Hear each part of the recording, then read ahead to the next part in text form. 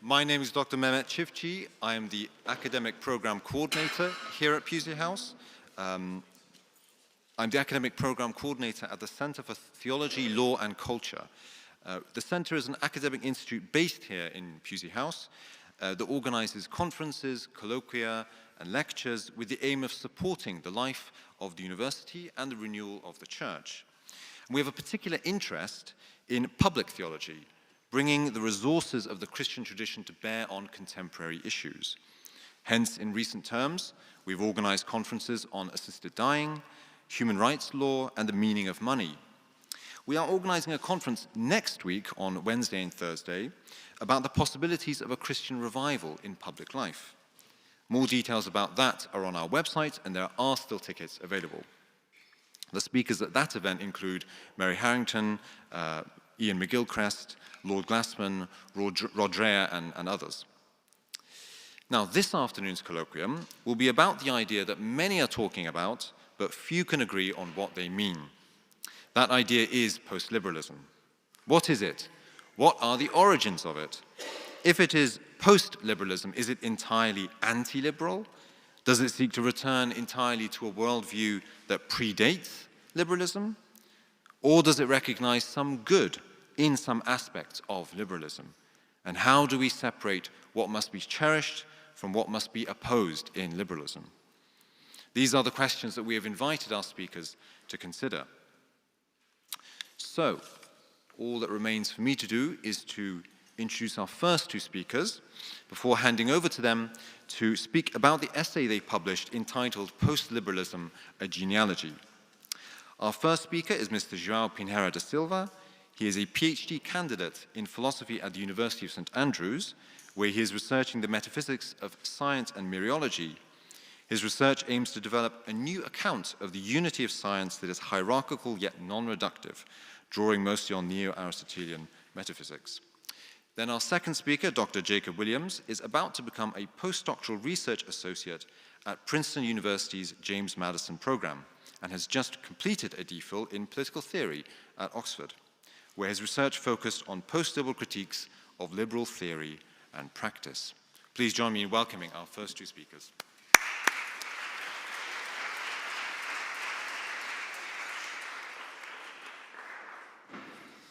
Thank you very much, everyone. I am incredibly grateful for the invitation to present this genealogy that I co-wrote with Jacob here at Pusey House. And I would also like to extend a special thanks to John Milbank for idealizing the colloquium and for everyone else for handling the logistics of it. Before actually getting into the substance of the paper, I thought it would be a good idea to briefly set the stage by talking about why we wrote it in the first place. On the website for this colloquium, it says that we will talk about that, so I might as well do, right? So the idea of writing a genealogy of post-liberalism first occurred to me in 2023.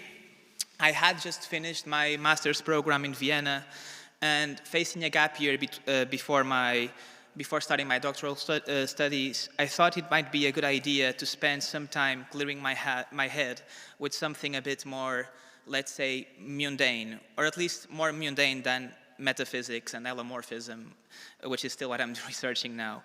So when an opportunity arose to take a research internship on US politics, I promptly decided to write about post-liberalism, which was one of the most interesting movements in US politics at the time, even though I disagree with most of it. Still, by then, post-liberalism, especially in its contemporary American sense, had been on the scene for a few years, which meant that meaningful reflection on the movement was becoming more plausible. There were some different groups to map and a lot of inner quarrels to track. Yet, it struck me that most of the commentary on the post-liberal movement was either misinformed or deeply reductive. It quickly became obvious that what was being discussed as a singular phenomenon was actually had a deeper history and more varied. The term was essentially serving as a catch-all umbrella for a wide array of positions that should be differentiated. As such, I decided to first write a genealogy of the term itself, and would start my investigation with the post-liberal moniker. Where did post-liberalism as a concept come from? My research quickly took me far from current American culture wars and back to the late 20th century theological origins of the term, which we discuss in the first chapter or section of the article. I drafted these initial sections and how John Milbank first translated these ideas into a distinct political challenge in the British Isles. However, as the research deepened and progressed, it became clear that the project's scope somewhat exceeded the bounds of a gap year. Thankfully, I met Jacob at the Post-Liberalism conference in Cambridge last year, and we soon noticed that our research converged in various ways. And that would allow me to finally finish this genealogy together with Jacob's contribution. A great part of our shared goal was to make sure that all the varieties of post-liberalism, all its different flavors, so to say, were properly acknowledged. It was clear to us that post-liberalism was not a univocal set of ideological positions, but rather a variety of overlapping and often competing strands with different preoccupations and sensibilities and intellectual histories. Failure to capture these nuances is also failure to capture the broader post-liberal moment that we are living in. As such, we distinguish three forms of post-liberalism, which we call a post-liberalism of virtue, a post-liberalism of exile, and a post-liberalism of enmity. In this first part of the colloquium, I'll talk about the first two, and then Jacob will present on the last one. While one of the most prevalent and often fair, we believe, response to post-liberal thinkers is to highlight their simplistic and flat understanding of liberalism and the liberal tradition as a whole, often reducing it to a rather historical conjunction of Hobbes, Locke, and Mill. It is not uncommon to see a similarly flat understanding of post-liberalism by its critics. Michael Walzer, to give just one example, talks about a very different group who call themselves post-liberal and aim at a radical transformation of American society based on a fully developed theology, Catholic integralism. Well, one of the things that we hope to clarify with this genealogy is that such an equation of post-liberalism with integralism is just as unhelpfully reductive as certain post-liberal equations of liberalism and radical individualism. In fact, as we shall observe, some important strands of post-liberalism emerged in explicit opposition to integralist frameworks, and that is the case for the first two branches of post-liberalism that we will consider here. Before getting to them, however, I should note that our analysis starts by observing that the term post-liberalism was first used in theological circles, notably by the so-called Yale School of Theology. In short, this group of post-Barthian theologians, including George Lindbeck, Hans Frey, and Stanley Hauerwas, called for a recovery of Christian commitments as expressed in lived community. That is a sort of theological communitarianism, and pursued a via media between liberal theology and pre-modern orthodoxy. The reasons to start our genealogy by considering these theological roots are twofold. First, the contemporary post-liberal movement reopened critical debates on political theology that had largely vanished from public sphere by the late 20th century. On top of that, some religious undertones remain indelible in almost every iteration of contemporary post-liberalism. As such, understanding its theological roots is still valuable. Secondly, the Yale School helps us to trace a genealogy all the way to John Milbank, whom we treat in our paper as a sort of omphalos, to use the Greek word, or a vital center of political post-liberalism. In the Cambridge conference, there was someone who said that if post-liberalism is a church, Milbank is the Pope. Well, we treat him as Pope, in this paper at least.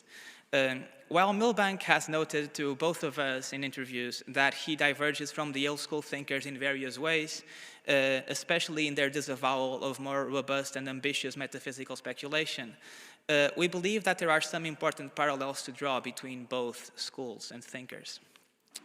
Both radical orthodoxy and the Yale School agree that mid-20th century liberal theology failed to address the nihilism of the post-war era, and that it was held captive by Enlightenment assumptions. At the same time, none of them calls for a mere rejection of such Enlightenment assumptions and values, but rather for a creative engagement with modernity's limitations. This gives the term post-liberal, in this sense, an almost anti-reactionary meaning that it lacks in its contemporary American circles. Beyond this shared sentiment, though, there is a clear intellectual thread connecting the Yale School theologians to Milbank, primarily through the work of Henri de Lubac and the Nouvelle Théologie movement of 20th century Catholicism. Both the Yale School and radical orthodoxy were deeply suspicious of secular liberalism's theology of pure nature, and both were united in their attempt to overcome the binary oppositions of modernity, such as the split between grace and nature, state and the individual, and others. We can therefore establish a broad continuity here. Both share a fundamental skepticism toward radical individualism and aspire to transcend the reductionist categories fostered by modernity. Yet, while the term post-liberal first appeared in a more political sense in Theology and Social Theory, published in 1990, it took some time for it to solidify into a distinct political outlook. It wasn't until 2004 that Milbank began to direct his attention to politics more systematically than previously. He has since been an active participant in a debate surrounding post-liberalism to the point of embracing, or at least approximating himself to, an almost schizophrenic variety of post-liberal political epithets, from post-liberal simpliciter to Christian socialist, communitarian to left integralist, blue labor to red Tory. This, we believe, mirrors not only Milbank's rather omnivorous intellectual spirit, but also his systematic attempt to overcome and transcend the categories that characterize modern political discourse and its perceived oppositions and dualisms. Alongside a younger generation of radical orthodox aligned thinkers, Milbank was instrumental in the genesis of the British political movements known as Blue Labour and Red Tory. Pabst, deeply influenced by Milbank, worked closely with Maurice Glasman after the 2008 crisis to promote a blue communitarian vision within the Labour Party, while Blonde appropriated the term Red Tory to denote his iteration of Tory socialism, eventually founding the think tank Res Publica in 2009. Although Blonde's ideas were briefly perceived as mood music for David Cameron's Big Society agenda, personal fallouts and concerns regarding Res Publica rightward trajectory led both Milbank and Pabst to resign as trustees. This schism within British post-liberalism was later accentuated by the Brexit question. Both Milbank and Pabst characterized the Leave campaign as an atavistic nationalism, whereas Glasman viewed it as an authentic working-class revolt against supranational liberalism. Notwithstanding the divergent practical approaches of his various disciples, Milbank's theoretical ideas remained central to the development of post-liberalism as an intellectual critique of liberal politics. His central objective was to rethink the most basic presuppositions of liberal discourse. This means, however, that the inherent limits and problems that Milbank sees in liberalism often have more to do with the philosophical anthropology that actors within liberal institutions take for granted than with those institutions or political apparatus itself. That's because liberalism is, for Milbank, a form of pessimism. Early liberal thinkers such as Grotius, Hobbes, and Locke presupposed the vision of human beings as, quote, basically self-interested, fearful, greedy, and egotistic creatures, unable to see beyond our own selfish needs and instincts, unquote, iterating what Milbank considers an extreme Augustinianism, according to which original sin rendered human beings totally depraved. Milbank thus submits that it is this bleak anthropology that ultimately grounds the liberal social contract, in which the state becomes the only agent capable of managing the petty wills so as to avoid conflict. This, Milbank argues, necessitates an ever-expanding tyrannical state, one that inevitably hollows out the communal associations where altruism and virtue were once sustained.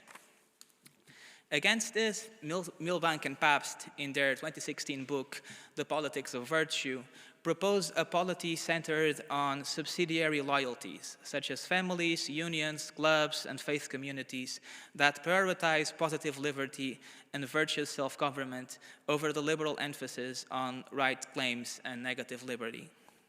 In this framework, a politics of virtue, it is this framework of a politics of virtue, which allows Milbank to reclaim the term integralism for his own left-wing dissident project, which he explicitly distinguishes from the American right integralism championed by figures such as Adrian Vermeule, Chad Pecknold, and Gladden Papin. While these American integralists rely on Thomas Pinck's interpretation of Dignitatis Humanae to advocate for the state's indirect subordination to the church, Milbank critiques the approach as a fundamental theological mistake. He argues that both the right integralists and the neoconservative new natural lawyers, such as John Finnis, share a falsely dualistic view of nature and grace. While the followers of Finnis imagine that the purely natural law can be known and implemented by the state without recognizing that this nature is always already inflected by grace, the right integralists propose a form of equally unworkable two-tier manual Thomism, in which nature and grace are different ontic areas within finitude, with the former's imagined area, the state, being crudely subordinated through a hierarchical relationship with the latter's, the church. Because they rely on the concept of pure nature, Milbank argues, and warns that their political programs will inevitably resort to mechanical forcing and coercive power rather than the internal formation of character. This risks, in the end, a form of theocracy that contradicts the communal, grace-inflicted nature of true post-liberalism. We thus posit that the debate over integralism marked one of the first great divergences within the broader post-liberal movement and helped delineate a crucial divide between its British and American counterparts. Yet, there is a group of post-liberals that falls somewhere in the middle of this divide. We call them in the paper the Communio and New Polity post-liberals, referring to the journal and magazine where most of their work has been published. These are, among others, D.C. Schindler, Andrew Wheeler-Jones, and Michael Hanby, and Mark Barnes. Hanby was, by the way, once a student of Milbank. I think that should be noted. The Communio and New Polity post-liberals mirror Milbank in their drive to rethink modern political categories, in their critique of liberalism's pessimistic anthropological foundations, and also in their affirmation of a metaphysics where nature and grace are always intermingled. Still, they diverge in two key ways. The first is chronological. They were forged during the aforementioned debates that followed Trump's 2016 election, and also geographically, they are unmistakably American and are rooted in an intra-Catholic debate that predates Milbank's project. Hanby has importantly pointed out that, quote, serious Catholic and Christian critiques of liberalism, for a long time roughly grouped together as post-liberal, are in at least their second or third generation, unquote. Of course, most of the thinkers that Hanby groups in the first generation of post-liberals never use the term, but they certainly share in what we may call a certain post-liberal zeitgeist. So this is the case for people such as Alistair McIntyre and other thinkers. For our purposes, we must look at one of these thinkers, which is the Catholic theologian David L. Schindler, father of D.C. Schindler. So David Schindler was one of the main representatives of communio theologians during their continuous battle with the Whig Thomists, neoconservatives, at First Things during the 1990s. Before proceeding, though, I should note that more than just a publication, Communio was an intellectual circle, and still is, that brought together some of the 20th century most significant Catholic heavyweights, such as Joseph Ratzinger, later Pope Benedict, Hans Urs von Balthasar, and Henri de Lubac. The political theology of David Schindler, though, diverged somewhat, or at least exhibited a difference in tone from previous communio voices. While Ratzinger sought to reconcile Catholicism with at least a broadly construed liberal pluralism via natural law, Schindler saw this as a fatal compromise, where John Courtney Murray had famously hailed America's constitutional order as one that Catholics could not only tolerate, but ought to view as mandated by the demands of natural law. Schindler and his heirs retort that America is anti-Catholic at its root. Rejecting the inert pure nature that grounds neutral liberal constitutionalism, Schindler rejects the vision of liberalism as a neutral arbiter, seeing it instead as a rival metaphysics, complete with its own rituals and visions of power that were inimical to Catholic truth. Schindler despaired in the 80s and 90s with the Whig Thomists, as mentioned. So these are people such as Richard Neuhaus, Michael Novak, and George Weigel, who championed the Catholic moment in which a sort of neoconservative alliance in the US, in which Catholics would act as the moral anchors for democracy and capitalism, and would also defend socially conservative or traditional values within the liberal regime. Schindler, however, argued that the defense of the free market and constitutionalism by them rested on a grass-starved metaphysics blind to liberalism's formative depth. The neoconservatives countered that Schindler handed victory to liberalism's worst interpreters, and on top of that his anti-liberalism was impractical, not pragmatic, and devoid of genuine economic proposal, which, to be fair, was often the case. Be that as it may, this stalemate mirrored a deep divide within American Catholic conservatives. One side saw liberalism as a rival tradition, the other as a flawed but salvageable partner. The optimism of this long Catholic moment, sustained through the Bush administrations, gave way after 2010 as defeats on marriage, gender, and religious liberty lent Schindler's warnings a certain prophetic weight. This suspicion of an American regime that elevates values opposed to natural law was taken up by the current generation of communio and new polity post-liberals.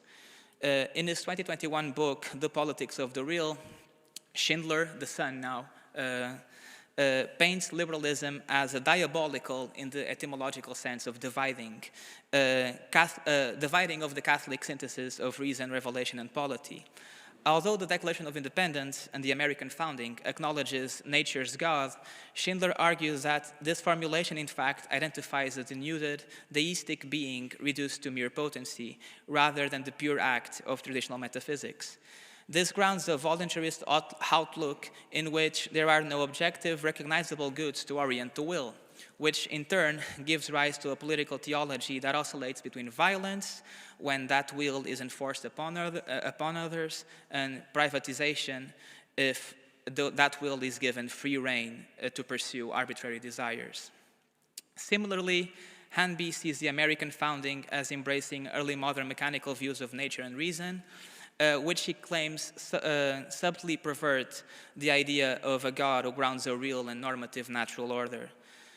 Where D.C. Schindler and Michael Hanby provide the sort of rigorous metaphysical deconstruction of the liberal order, Andrew Willard-Jones offers a more historical countermodel to illustrate what a genuine interpretation of faith in society might look like.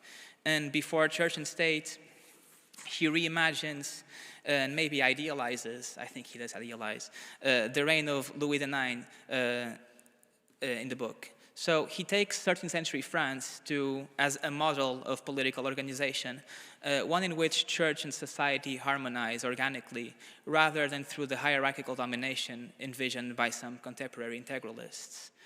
The critiques of all these contemporary new polity thinkers escalate David Schindler's, the father, earlier charge. Liberalism isn't a partner for Catholicism, but a threat to its survival. Unlike Ratzinger, who saw Christianity as desacralizing the state and thus legitimizing pluralism, they argued that transcendence demands institutional embodiment, not separation.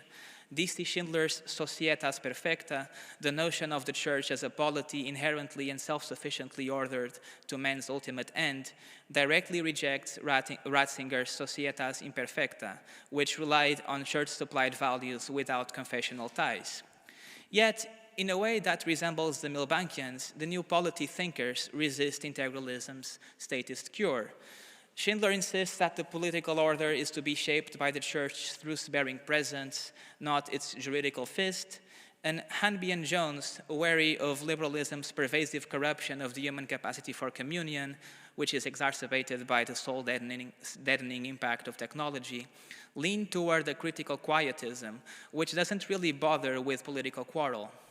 Though I should note, Jones also hints at a missionary insurgency to subvert the liberal edifice from within.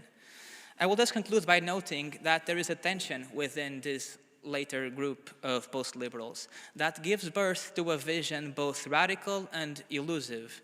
They reject the thesis that Christianity desacralized the state and still hold that medieval Christendom, where kings mediated a political sacramental order, offers a template for political action. Yet they dodge integralism's blueprint, insisting on an organic, not impose or coerce alignment of church and society.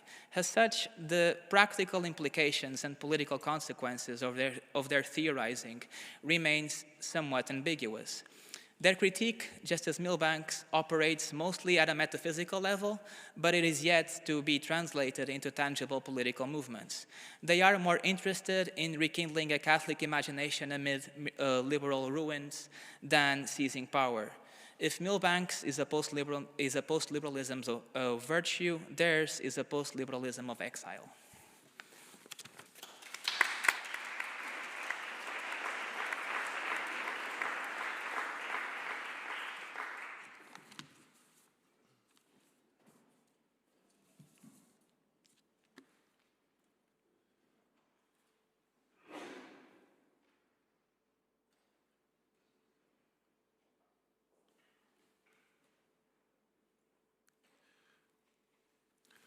Good afternoon. It's a great pleasure to be speaking about post-liberalism here at Pusey House, and I'd like to thank the organizers for making this event happen, and also Dr. Milbank and Dr. Kelly for what I'm sure will be very careful and valuable engagement with our article.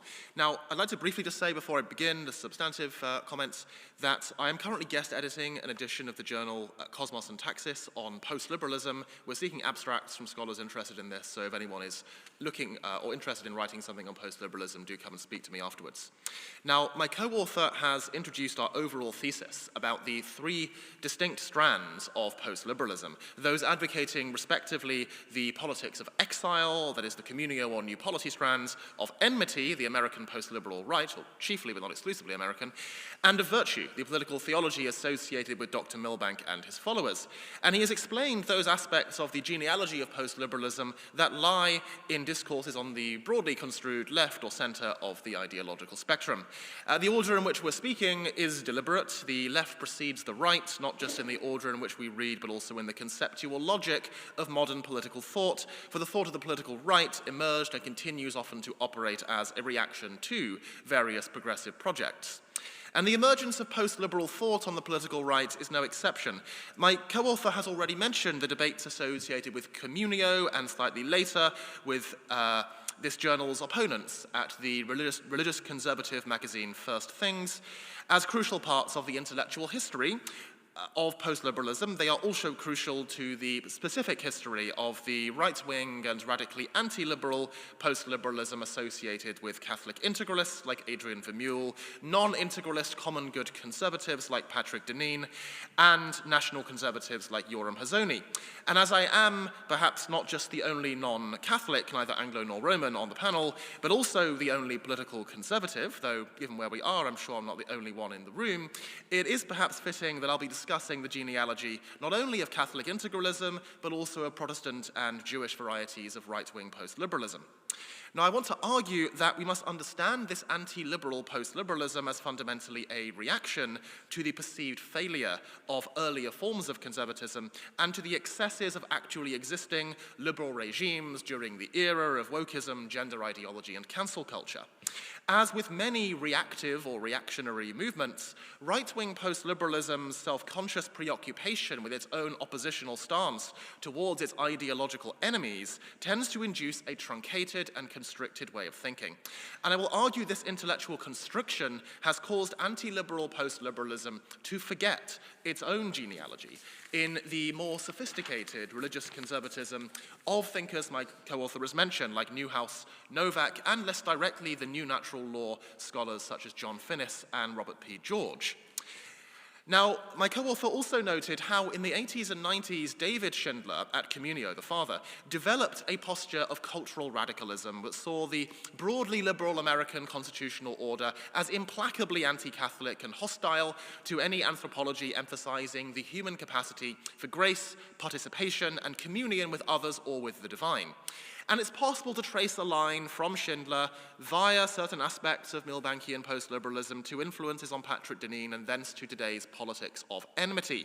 But while there are real intellectual influences here, one of the questions about Deneen and his followers is less why they claim to reject the liberal order and to reiterate and radicalize Schindler's cultural radicalism, and more why they believe this rejection should come from the right, despite the right's obvious complicity in the neoliberalism that they also believe is part and parcel of the liberal order they decry.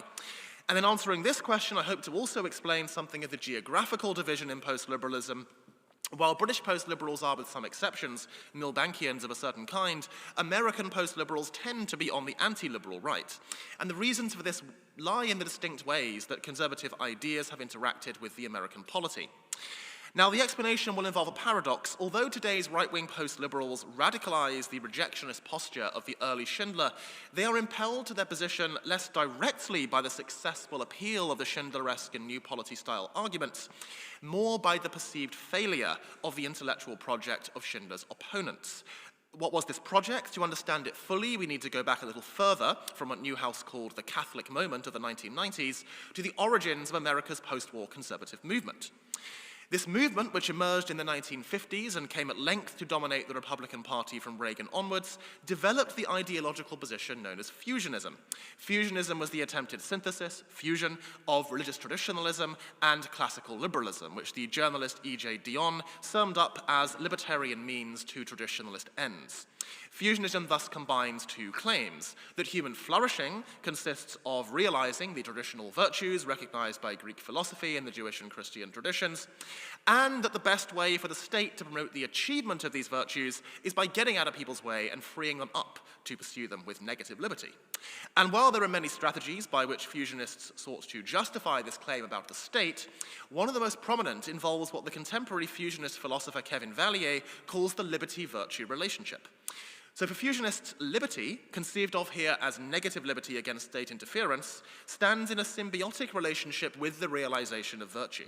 The most prominent early fusionist theoretician, Frank Meyer, thus argued that reducing government involvement in both social life and the economy would, on the whole, yield a population more pious, more religious, more temperate and more prudent, and more committed to traditional social mores regarding family and sexuality.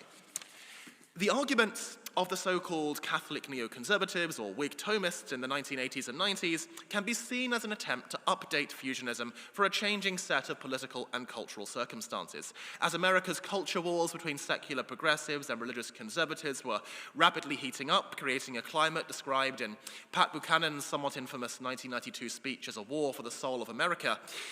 In these circumstances, the Catholic neoconservatives, people like Newhouse, George Weigel, Michael Novak, so-called because their conservatism was self-consciously oriented towards conserving the new neo-cultural and theological dispensation achieved with Vatican II's embrace of the ideal of universal religious freedom, sought to explain why Americans should take the side of the culture wars traditionalists while still retaining a commitment to the liberal principles of the Constitution.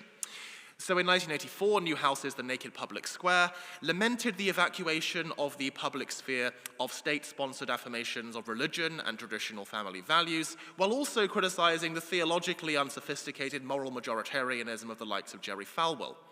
For Newhouse, the attempt to impose neutrality on the public square was doomed to failure, and to avoid the alternatives of secular hegemony or anti-pluralist reaction, America needed a sophisticated ecumenical form of religious conservatism to provide a governing philosophy that would endorse both individual freedom and a public sphere committed to at least nudging people in a traditionalist direction. So in 1987, Newhouse then decided, while still notionally a Lutheran, that the governing philosophy would need to draw in particular on the teachings of the Catholic Church, particularly its articulation of a doctrine of natural law purportedly accessible to persons of all faiths or none. Natural law for Newhouse would be central to the Catholic moment he saw emerging in America. Now, Newhouse's work was literary in style, evinced a taste for paradox and tension. The Catholic moment was subtitled The Paradox of the Church in the Postmodern World, and these are characteristics that illustrate his own intellectual depths to the post-liberal theology of the Yale School. Simultaneously, however, a very different style of political thought was being developed by another group of Catholic, if you like, neoconservatives, centered around the legal scholar John Finnis. The new natural law theory, developed by Finnis, as well as by the philosophers Germain Grisez and Joseph Boyle, unlike its classical predecessor, was based on a doctrine of epistemic abstention about metaphysical truth. The new natural lawyers argued, based on a particular reading of Aquinas, dubbed the first Whig by Michael Novak, who sympathized with the new natural law's epistemic abstention, as well as on independent first-order argumentation, that speculative reason, by which we discern facts, including metaphysical facts, is fundamentally orthogonal to practical reason, by which we recognize moral norms. And on this basis, the new natural lawyers accepted something close to Hume's fact-value distinction and argued that practical reason can, without any metaphysical presuppositions, identify a number of irreducible and incommensurable basic goods, including life, knowledge, religion, defined broadly as the quest for harmony with any higher powers that may exist, and also fundamental norms of practical rationality, such as acting always consistently with willing the realization of all basic goods for all persons, and derivative norms, such as following one's own conscientious judgment or avoiding arbitrary preferences for some goods over others. Now, the new natural law theory served the wider neoconservative project by yielding socially conservative conclusions from metaphysically abstemious premises that for Finnis and his followers should be acceptable to persons of any or none particular religious faith. For instance, by arguing that marriage, defined for them as a form of lifelong, exclusive heterosexual union conducive to the rearing of children, is recognizable as a basic good, the new natural lawyers could reject demands to normalize LGBT relationships while claiming not to be imposing any specific religious or theological doctrine on the population. Now, the most sophisticated work of political theory to justify this position, in which the good early liberalism of Locke and the American founders is valorized, while the bad modern liberalism of the sexual revolution and secularization is rejected, is represented by Robert George's 1995 book, Making Men Moral, Civil Liberties and Public Morality. This book is an attempt to defend the justice, at least in principle, of coercively imposing moral rules concerning self-regarding moral conduct. So for George, while the law cannot directly make men moral, because virtue is, per the fusionist position, necessarily freely chosen, legal coercion can produce virtue in various indirect ways. For instance, by helping to initiate the formation of virtuous habits, by influencing the moral ecology of society, the cultural environment in which individuals make moral choices.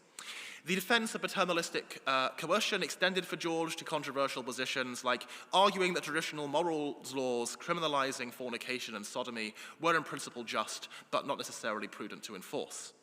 Now, the paternalistic social conservatism represented for the new natural lawyers a desire to return to the purported moral consensus of the 1950s rather than a wholesale and complete rejection of classical liberalism. Thus, the new natural lawyers combined a paternalistic posture on temporal virtue with a robust defense of spiritual freedom.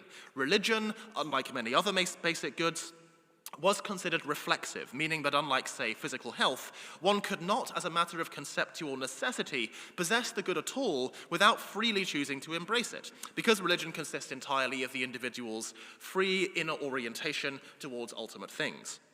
Finnis and George argued this reflexivity made religious coercion necessarily futile, and moreover intrinsically evil because destructive of a basic good. A person with false religious beliefs can realize the good of religion through freely attempting to orient themselves to the divine, and this attempt can be destroyed by coercion.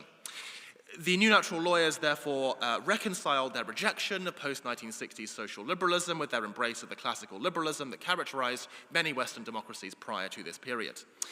Now, this theory provided the most sophisticated intellectual scaffolding for what Thomas Keating calls the long Catholic moment, which persisted from the arrival of Newhouse's book in the late 1980s through the culture wars of the 90s into the George W. Bush era.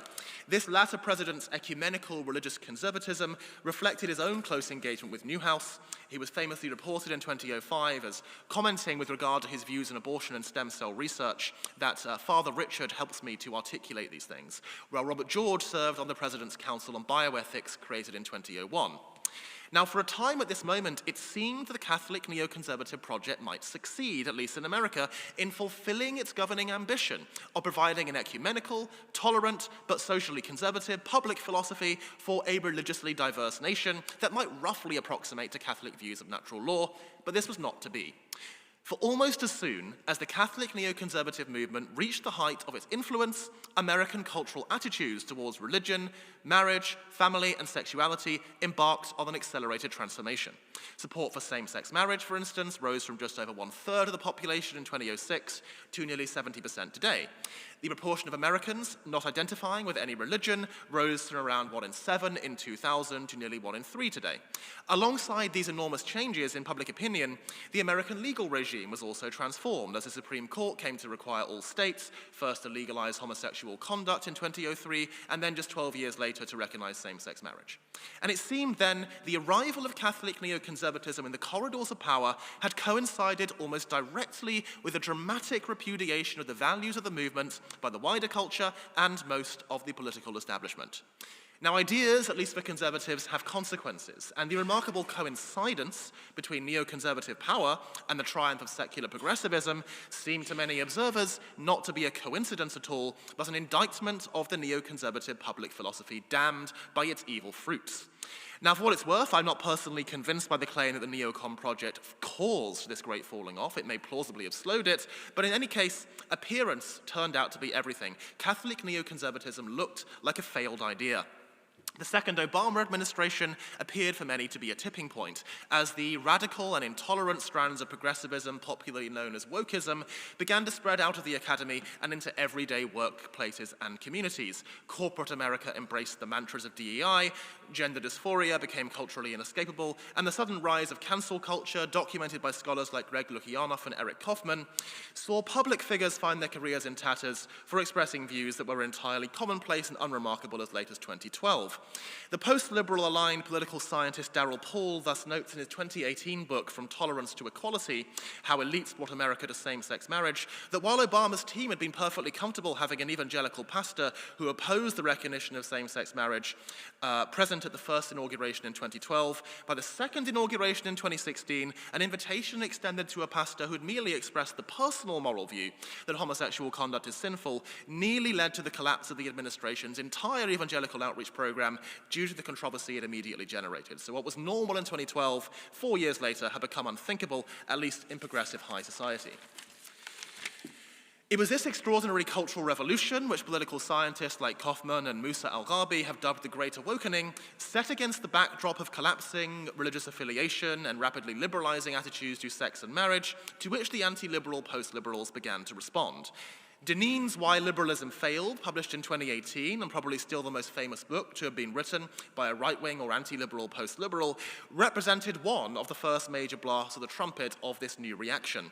Deneen blamed liberalism, and by doing so, he meant that modern progressive liberalism, including woke extremism, was an inexorable outgrowth of the logic of the regime that the American founders and other classical liberals had established in the late 18th century, for a host of perceived social crises and pathologies, including the decline of civic participation and democratic institutions, the spread of pornography and hookup culture, the growth of economic inequality and the plight of the left behind in rotting post-industrial towns, and America's burgeoning drugs problem. Samuel Moyne's rather cutting review of the book claimed that it iterated a venerable reactionary narrative from Occam to the opioid crisis, which may have oversimplified matters unfairly, but nevertheless captured the teleological spirit of the book.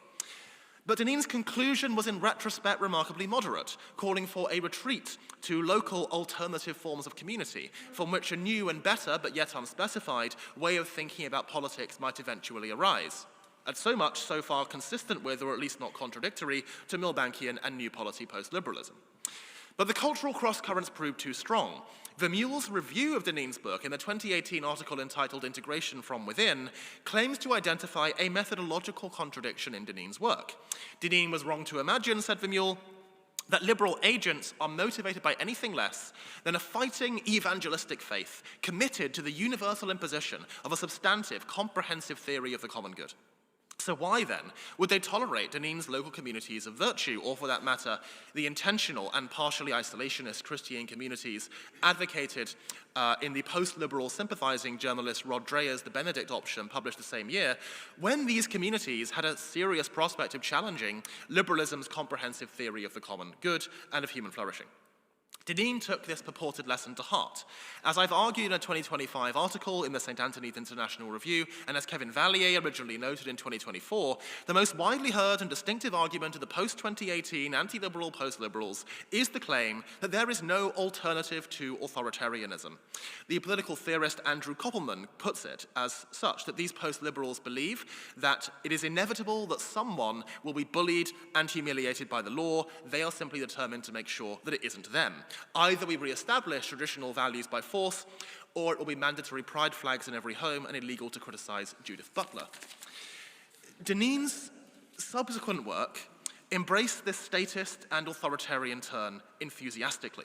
His 2023 regime change towards a post-liberal future calls for the integration of religion and state, and for a polity that will publicly promote and protect a life of prayer while rewarding marriage and family formation by learning from comparable efforts undertaken by Viktor Orban's Hungary.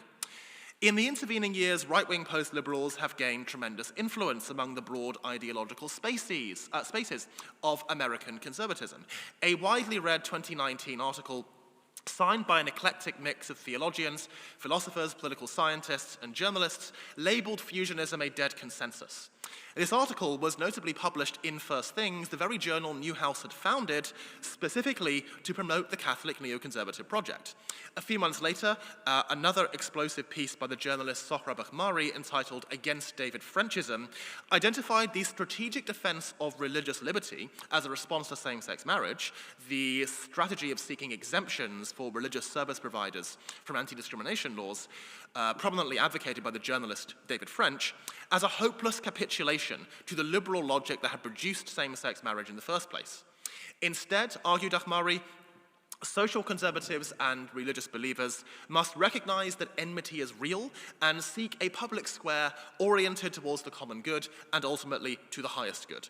Reeling from wokeism and cancel culture, these arguments struck home among the conservative base. James Patterson has documented how during these years Orban's Hungary began to become a mecca for the right-wing post-liberals, many of whose prominent thinkers like Rod Dreher, Gladden Papin, and the economist Philip Pilkington have either spent time there or relocated there permanently, aided by that government's generous financial investment in right-wing intellectualism. And if enormous posters at airport arrivals welcoming visitors to family-friendly Hungary and lifetime income tax exemptions for mothers who have 3 or more children constitute actually existing right-wing post-liberalism, then Hungary is indeed the place to be for those that way inclined. With so many anti-liberal, post-liberal thinkers now based in the country, it's fair to say many of the radical and perhaps strange ideologies that developed on the right in this time were slouching at this point towards Budapest to be born. The most prominent of these, of course, is the so-called Catholic integralism, or given Dr. Milbank's defense of a non-coercive left integralism, perhaps we should call it right integralism, a very specific theologico-political doctrine embraced by some right-wing post-liberals, but not all. Vermeule is an integralist, Deneen, as far as we know, isn't, in which the Catholic Church has the indirect power to use the state direct the state to use legal coercion to enforce canon law. So in principle, integralists could criminalize heresy, apostasy, and blasphemy. As Gavalier points out, integralism does not rule out modern heresy trials or declaring Protestant churches to be criminal organizations. But anti-liberal post-liberalism is an ecumenical movement, and parallel ideologies exist that appeal to other faith traditions. Stephen Wolfe's 2022 The Case for Christian Nationalism advocates a kind of Calvinist integralism in which church attendance is to be compulsory for baptized Christians. It was this but most right-wing post-liberals on the ground are, I suspect, and have experienced, neither integralists nor hardcore Christian nationalists, but rather disaffected and angry social conservatives who just wished Christianity had a bit more cultural power, while harboring no real enthusiasm for reviving heresy trials. A position probably closer to the movement's center of gravity is represented by the National Conservative movement, associated most prominently with the Israeli-American biblical scholar Yoram Hazony. National conservatism is nowhere near as radical or as blatantly authoritarian as integralism or Christian nationalism. Their statement of principles asserts that Christianity should be the basis of public life and strongly reflected in government and other institutions, but rejects religious or ideological coercion of adult individuals in their private lives and homes. The NatCon conferences function as a clearinghouse with a whole range of ideas found on the post-liberal right, from hardcore integralists to moderate post-liberals like the political scientist Michael Lind, whose views might be closer to some of the British post-liberals than to Vermeule's.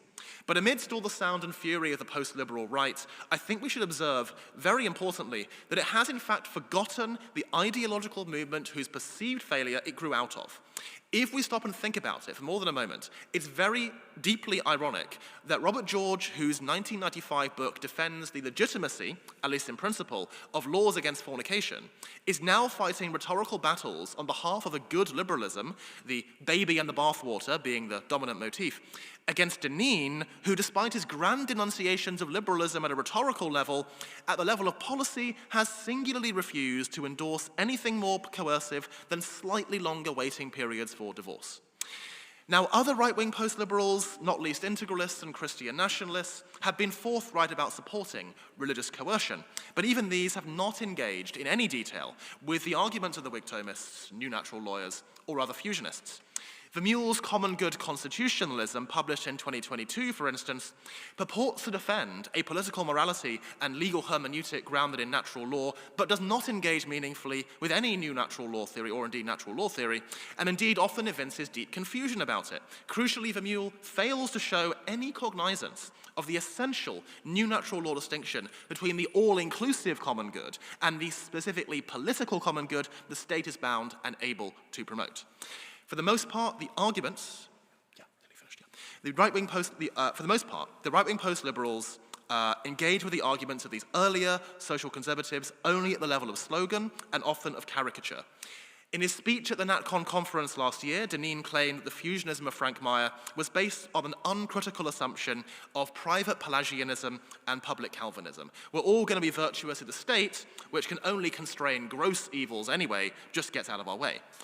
But as I think my foregoing discussion has shown, this is at best a distortion of fusionism, at worst a simple falsehood. Neither the Whig Thomists nor the new natural lawyers were, as we've seen, committed to such a thoroughgoing pessimism about a politics of virtue.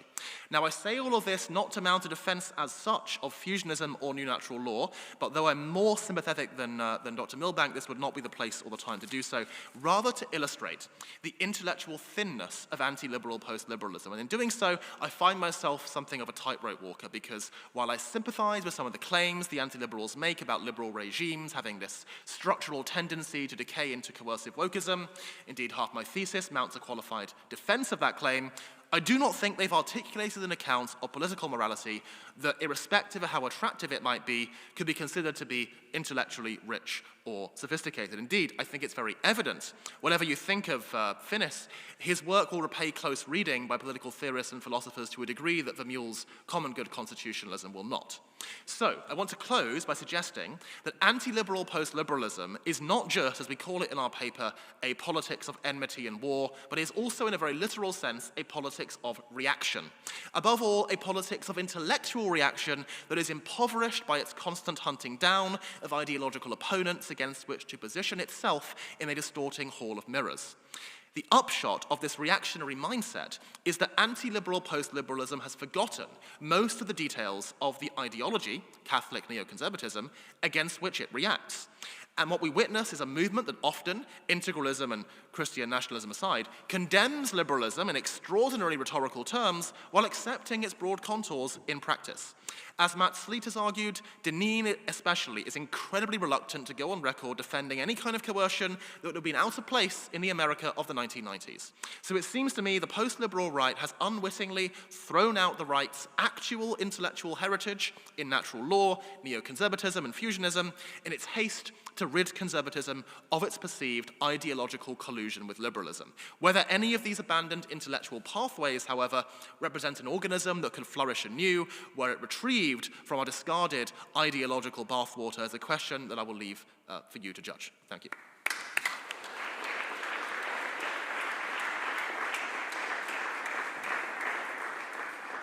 Thank you very much, Jacob. So I will briefly introduce now our first respondent to João and Jacob's remarks. Professor John Milbank is someone who needs no introduction to those familiar with post-liberalism. He is Professor Emeritus of Religion, Politics and Ethics at the University of Nottingham, where he is also President of the Centre of Theology and Philosophy. He is author or co-author of 19 books and is co-author with Professor Adrian Pabst of The Politics of Virtue, Post-Liberalism and the Human Future, which was published in 2016. Please join me in welcoming Professor Milbank.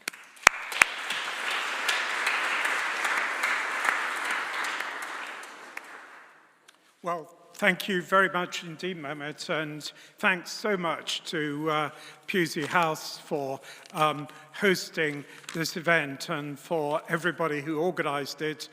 Above all, my friend, the lawyer Oliver Wilmot, who unfortunately judicial proceedings are keeping him from being at the event that he alone really set up, and that's a real shame. But thank you very much to Oliver, and thanks to Pusey House, and thanks above all, I think, to João and Jacob. And I don't really have very much to say directly about their genealogy paper, because it's absolutely brilliant. I mean, nobody has written such a sophisticated account so far of post-liberalism and all its varieties. It penetrates completely beneath the usual shallow journalistic levels on this account. And I think above all, what it's doing is showing the concealed theological foundations of what has come to public attention. It's particularly true that in this country, those aren't noticed. Nobody can possibly believe that theology, for example, sort of set off things like red Tory and blue Labour. It seems just unbelievable.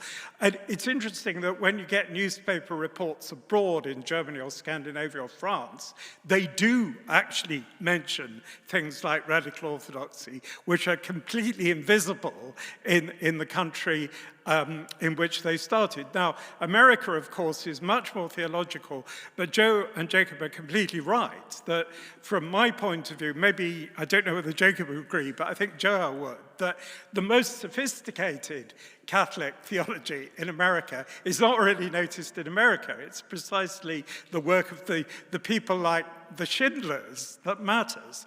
And I think Jacob and Joe have done an absolutely brilliant job in showing how seemingly esoteric debates about the relationship between nature and grace are lurking behind these, very serious public political divisions. And I really hope that their work is going to get noticed and further discussed. Let me say something briefly about, I'm just going to really signal a few headlines in my short talk, but I'd like to say something to begin with about, what liberalism means, because that's the source of absolutely huge confusion. And I think probably Adrian and I, in our book, could have made this a little bit clearer, because liberalism gets used in completely different sorts of ways. So, for example, even in the 19th century, the traditional sense of liberal, as in the liberal arts, a liberal person is a generous person, a broad-minded person, a gentle person, a person who wants to deal with people assuming the best of people and all that sort of thing, that still survived. And to some extent, that sense of liberalism fused with a liberalism that was liberal in its approach to crime and punishment, that was liberal in its approach to the importance of constitutional government and the rule of law. Now, in all those senses, I'm a liberal. I'm absolutely a liberal in all those senses. Particularly one can illustrate this, I think, when it comes to questions of punishment. I definitely think the only justification for punishment is recompense and restoration of the criminal and him recompensing his victims. And in saying that, that's an Aristotelian view. It's not a modern liberal view in the sense of, Locke and Kant and so on. It's an ancient classical Aristotelian view of things. And this is just to sort of show how at variance sort of serious thinking is, if you like, with our ordinary everyday thinking. Because, distorted approaches to punishment that are about retribution and avenging the law, or else justify unjust punishments on consequentialist grounds, these are specifically modern. They're linked to people like Kant and Bentham, not to people like Aristotle. So, this is just a kind of illustration. But the liberalism that we're criticizing is definitely the liberalism of individualism, the liberalism that takes as its starting point, however much it wants to qualify it, and Rawls and people do qualify it, but nonetheless, the starting point is of essentially isolated individuals who might be anyone, thinking anything, and what rationally appeals to the isolated individual. So it's a fundamentally kind of ahistorical way of thinking. And essentially then we're using liberalism as a term of art, but nonetheless as something that I think has very clear historical roots in Hobbes and Grotius and Locke, and then in Rousseau. In different ways, all these people represent a mode of political thought that makes the individual unit absolutely fundamental because it's prescinding from questions of the substantive good. It's essentially a politics of right rather than the good, as Rawls specifically advertised. Or despite what I've said about the 19th century, I think from Benjamin Constant onwards, it's not unreasonable to use liberalism in this sense, because with Constant's distinction between the liberty of the ancients that was about making you free because you know the truth, as it says in the Bible, you get the liberty of the moderns, which is simply a negative liberty of you're free from limits, you're free from other people telling you what to do, and Constant is saying, in modern circumstances, we can really only promote this kind of negative liberty. So I don't think it's unfair for us to identify a liberal philosophy of this kind. The second sort of big thing I wanted to say was that it struck me both in João Jacob's narrative, but also in Paul Kelly's reply, that two things were relatively neglected that for Adrian and me are absolutely crucial. And these two things are, first of all, economics, and secondly, history. So the paper seemed focused mainly and understandably on questions of culture and questions of the state. It didn't say terribly much about the liberal market, whereas the book that Adrian and I wrote said an awful lot about the market.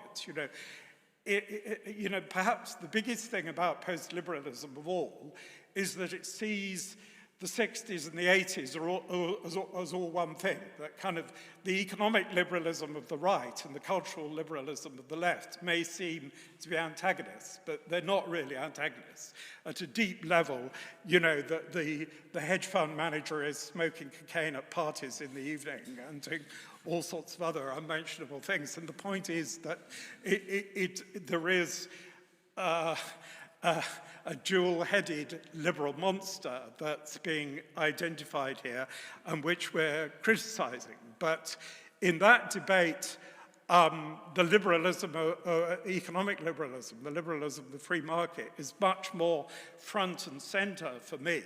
And there's a sense in which all my political thinking is trying to rethink Christian socialism with a kind of greater confession of the kind of radical Tory element within Christian socialism that was always there. And I think it's sort of retrospectively more obvious. So there's this kind of socialism with a dash of Toryism, if you like, in my overall perspective. And we're sitting between your debate you had of Anglo-Catholic socialism and absolutely I'm a child of Thaxted and so on. And then next week, you know, we're going to have, you know, a more general thing about post-liberalism, and this perhaps sits in the middle. But I also felt there's a certain neglect of, especially in Paul's response, of historicity. You know, it's not a question of some kind of post-liberal utopian blueprint against a liberal one. It's far more a question of what historical situation we are now in and how liberalism and liberal democracy are perhaps over, perhaps no longer seriously viable. We then have to think about what comes next that's not some kind of dreadful form of authoritarianism.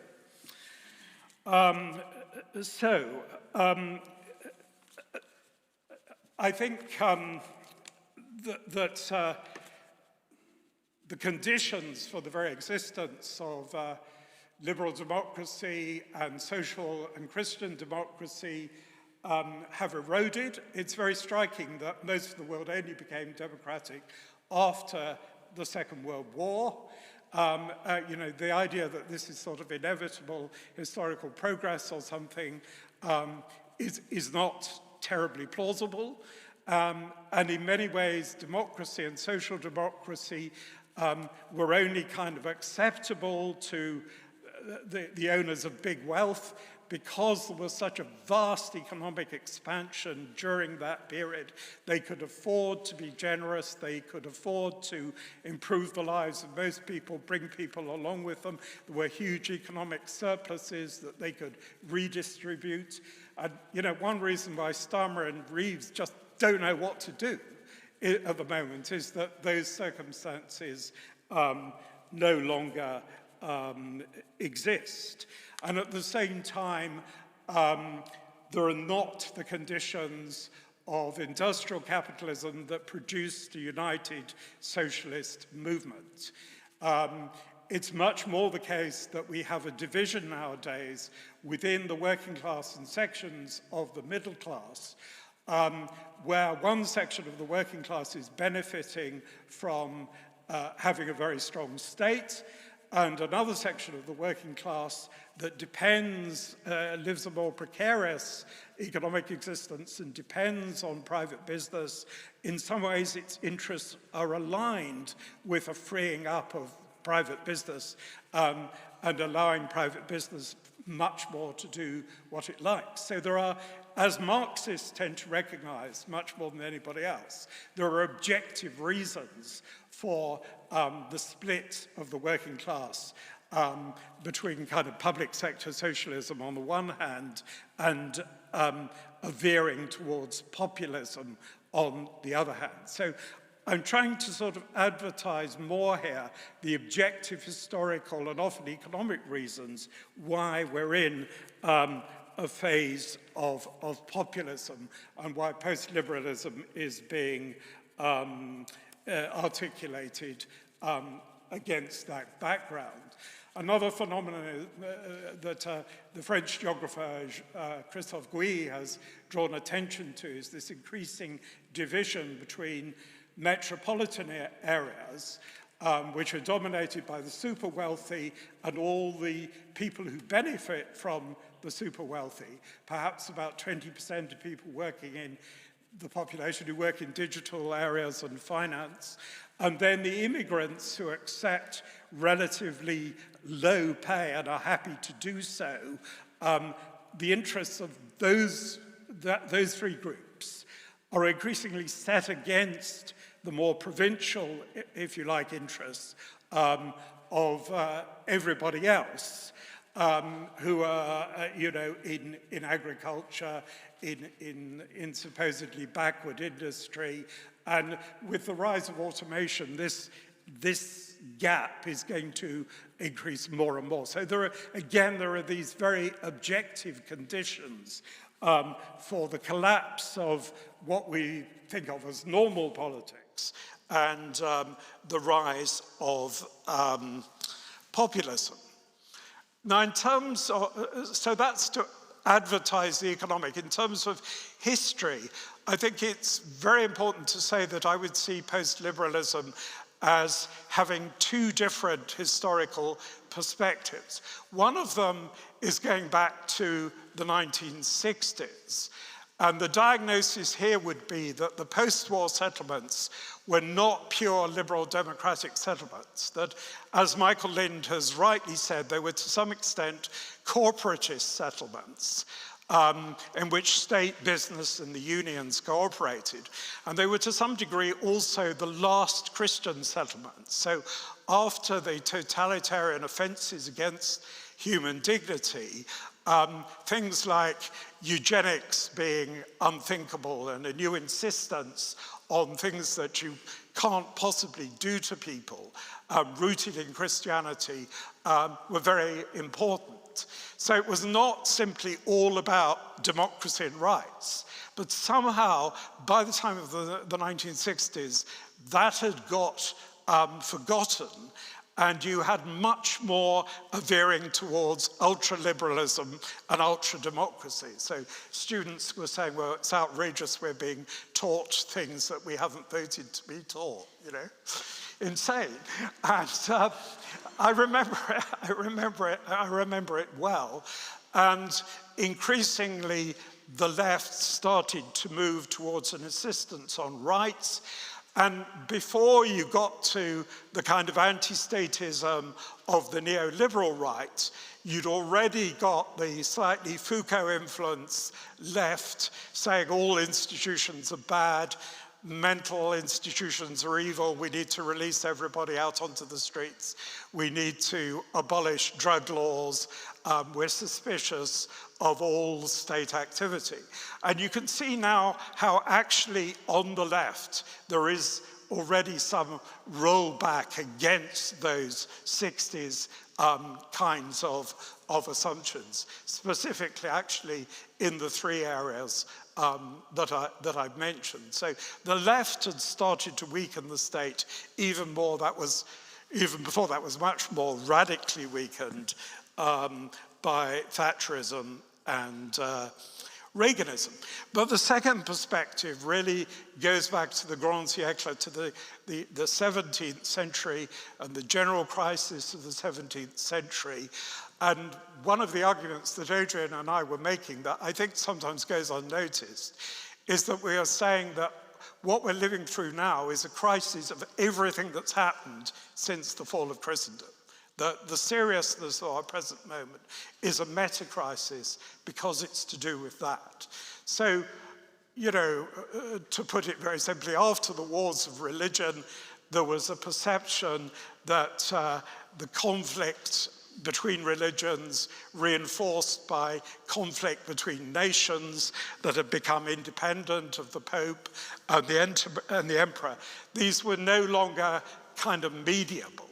So you had the growth of what I want to call the huge counter-intuitions. So the first counter-intuition is the intuition of Thomas Hobbes, that you can somehow distill order out of inherent disorder. So we're intrinsically isolated individuals who are very, very frightened of each other, where it's inherently impossible for us to agree with each other.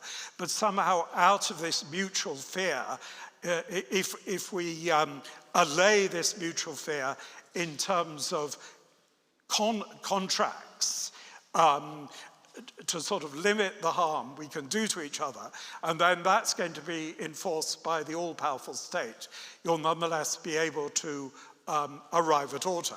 And as the great Jean-Claude Michéa, a French left conservative, insists, it's important to see that liberalism is at bottom totally linked to materialism and mechanism.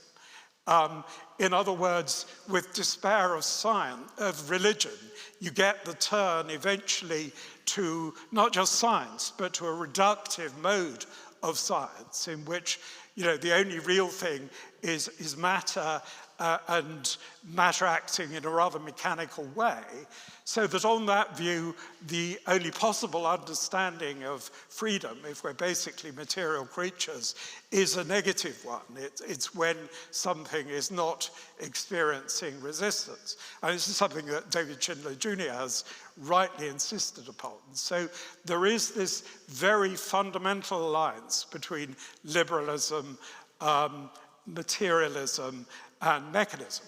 And then the second counterintuition is the counterintuition of Adam Smith and political economy. The idea that you can get order out of disorder, that by leaving the market completely anarchic, by not trying to have state measures on just prices, just wages, organization of food distribution. And by the way, the state had always done those things. It had always done those things big time. It's amazing that conservatism now means the opposite. But Adam said, no, somehow, you know, out of anarchy, you can produce order. So everything about modernity and about modern liberalism is counterintuitive in this way. Now, to some extent, the counterintuitions have worked. And to some extent, and this is where we're post-liberals, not anti-liberals, to some extent, I would say you do have to recognize negative liberty. You do have to recognize we're not going to agree about absolutely everything. Sometimes a polite agreement to disagree is the best you can do. But we're saying equally and far more strongly that that cannot be the way a whole society holds together. It's not the way the street you live in holds together. If you didn't all agree on some rules, if there wasn't some consensus about what a street should be like, and the boundaries between houses and so on, nothing would really work. There's always some kind of minimal common good.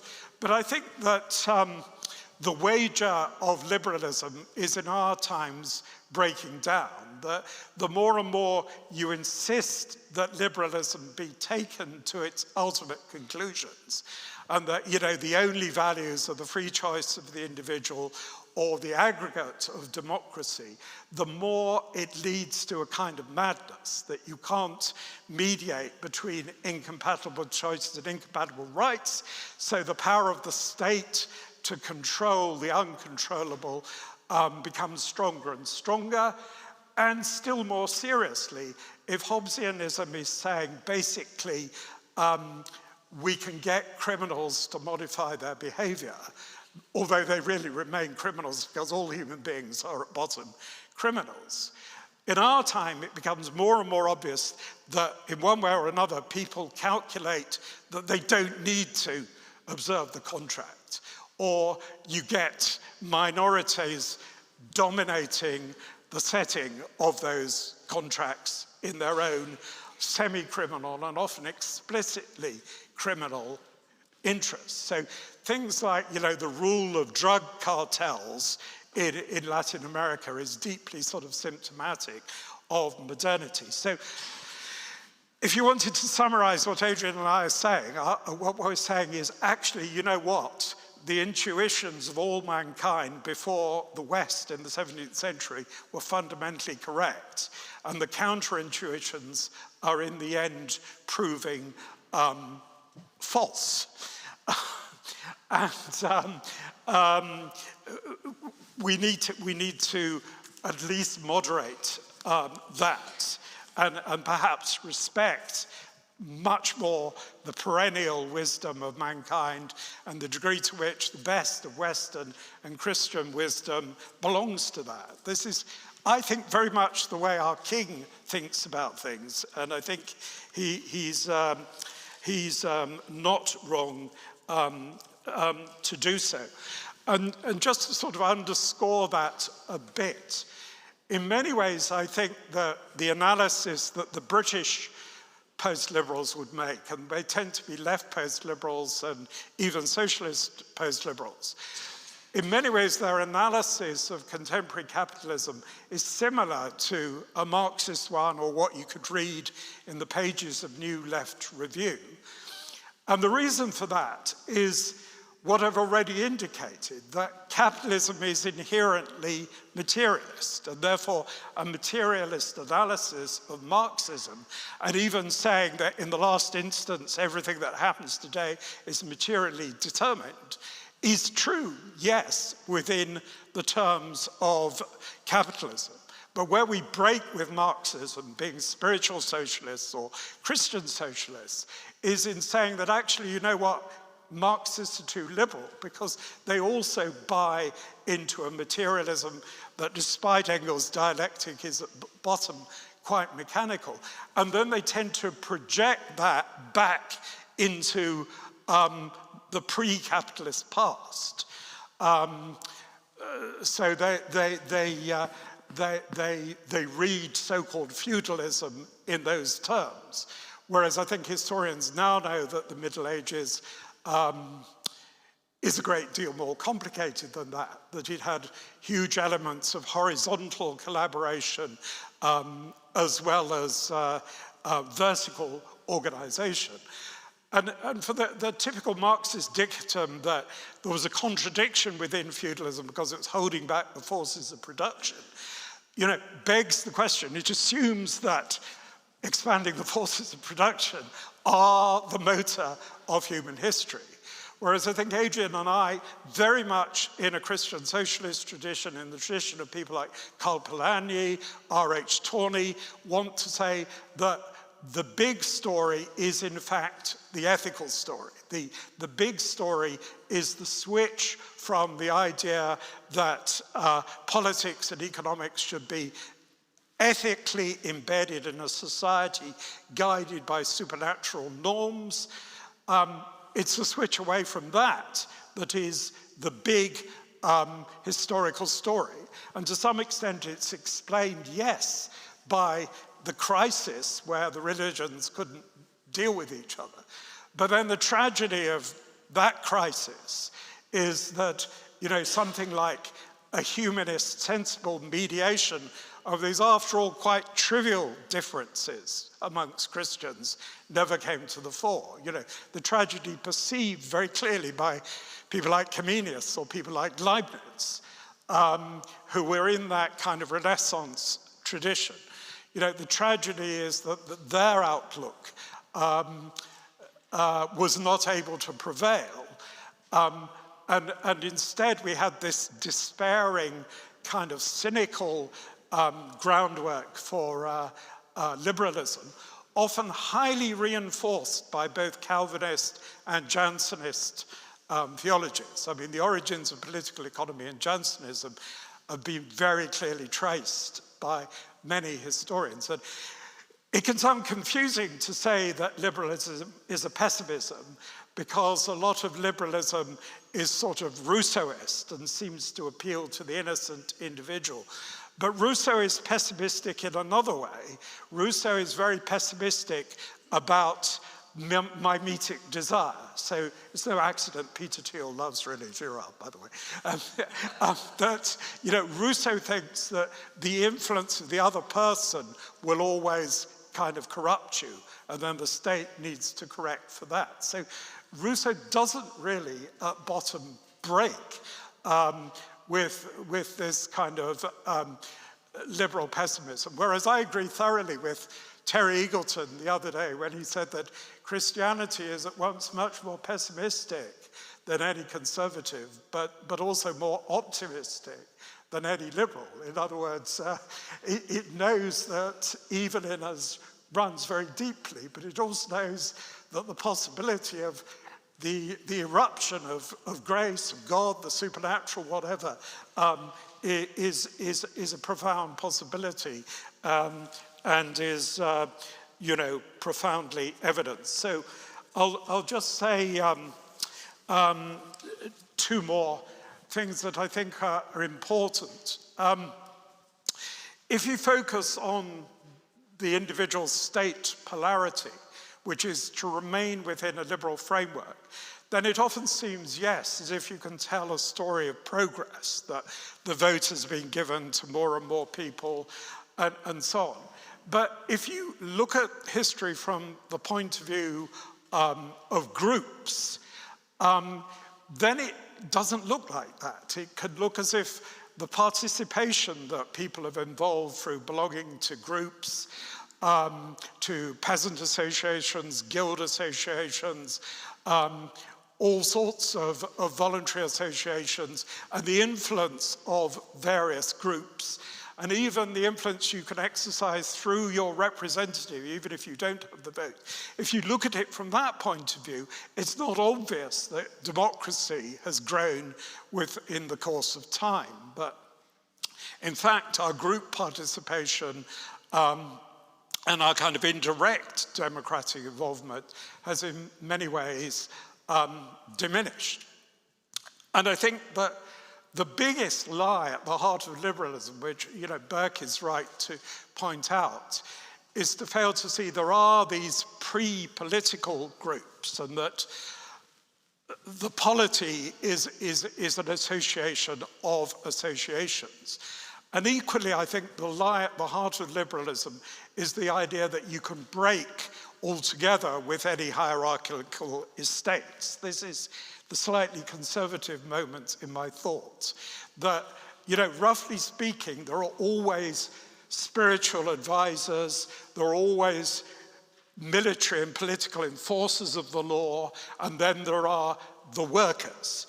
So that what we see ever since Comte is the way in which a scientific priesthood has replaced, the religious priesthood. And we don't really get rid of elites. We now have a new scientific elite, and we now have a meritocratic, bureaucratic elite that doesn't have, the old aristocratic sense of honor and responsibility. However imperfect that was, they were in theory supposed to have it.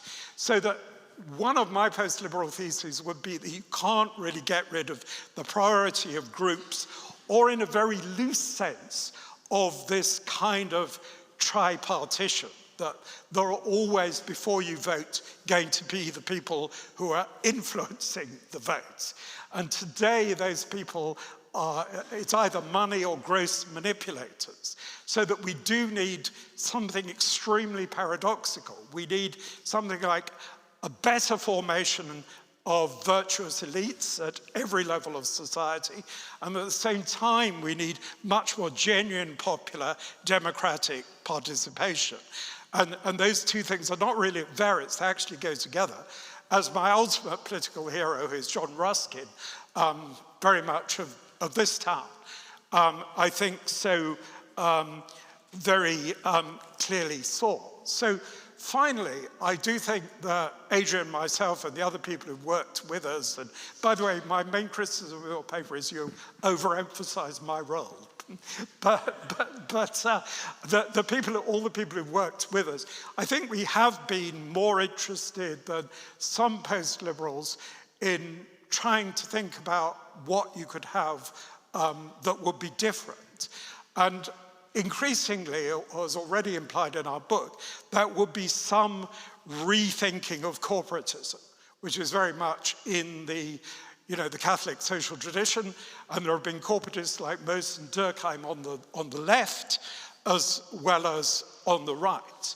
And I think the only way we can overcome the bad corporatism that we have at the moment, which is, liberalism makes an artificial divide between the political sphere that's supposed to be public and the economic sphere that's supposed to be private, but in reality, private economic interests always capture the public interest, or else, you know, a very bureaucratic and nationalistic state politics captures the economic, or they capture each other. So that at the moment, something like a bad corporatism is prevailing throughout the world. And I don't think we can overcome this by simply trying to reboot liberal democracy. I would even go so far as to say, I think liberal democracy is over. But I think we can overcome it if we switch to something much more corporatist, where we end the artificial divide between the political and the economic, where we insist that businesses can't be purely economic. We've got to re-embed the economic sphere. We've got to insist that all firms, all economic enterprises pursue ethical, social purposes, that it's never legitimate only to be making a profit, and it's never legitimate to be making an excessive profit. And we've got to have economic democracy always insisted upon by law and encouraged by the culture. And then the payoff for that is that we need to have representation of economic bodies and of all sorts of bodies, as well as just representation of localities. So it's the classic corporatist idea. And I think only that kind of trajectory can heal the politics that we've got at the moment, which otherwise I fear is going in the direction of a new kind of fascism. Thank you.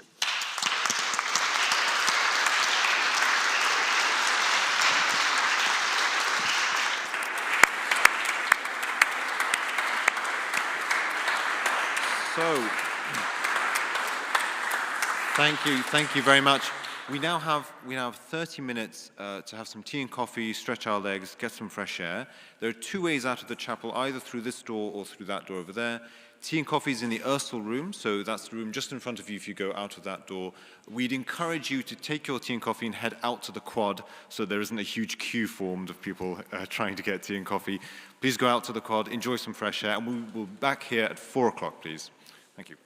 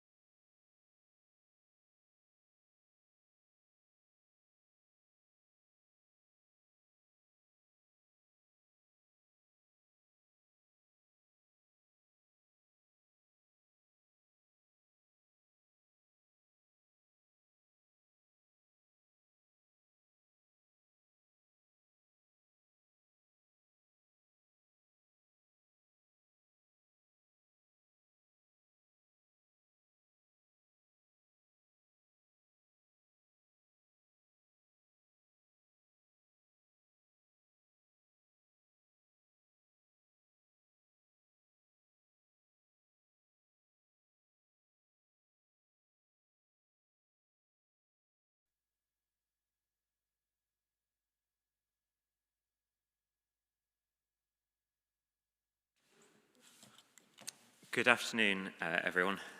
Thank you all for coming back for the second half of today's colloquium. My name is John Ritzmer.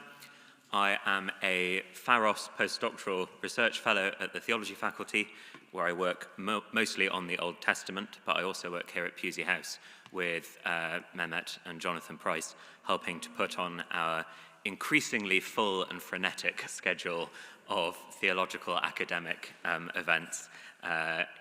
You can find more details about all of those on our website and in the term cards in the corridor. I do encourage you to have a look. This second session is bipartite. We're going to start off with a second response to Jacob and João's very interesting article, and then we'll have a sort of panel discussion. That's why they're all arranged here at the moment. We'll have a panel discussion. That will start off with me asking a couple of questions of my own to completely abuse my chair's privilege, but we'll then have questions and hopefully some answers, questions from you in the audience. There'll be a couple of roving mics, and I will sort of point at you as you put your hands up, and a microphone will appear magically by your shoulder, and you'll be able to ask your questions. And then finally, after the session, at 5:30, you're all very warmly invited to stay for evensong, at which I have been promised will be treated to a suitably post-liberal sermon. What that involves, I do not yet know, so if that piques your curiosity, you should stay for evensong. So without further ado, it's my pleasure to introduce our second respondent.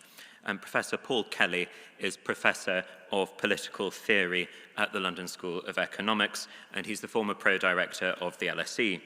He has been the author and or editor of a wide variety of books, but most recently he has published Against Post-Liberalism, Why Family, Faith and Flag is a Dead End for the Liberal Left, a thesis which I'm sure will arouse absolutely no controversy this afternoon.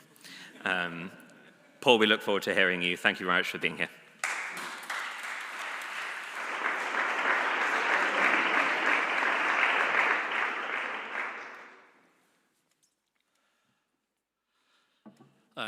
Thank you very much, John, and to Pusey House for inviting me to be part of this colloquium. I was minded during coffee to begin by saying, well, follow that. What more is there to say? What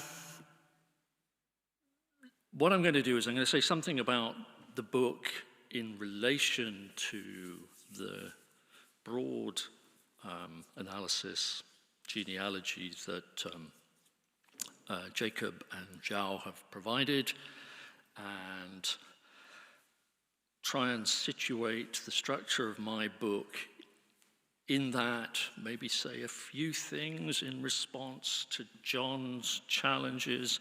But then I want to turn to a thinker who isn't or hasn't been covered now and deliberately wasn't covered in the paper.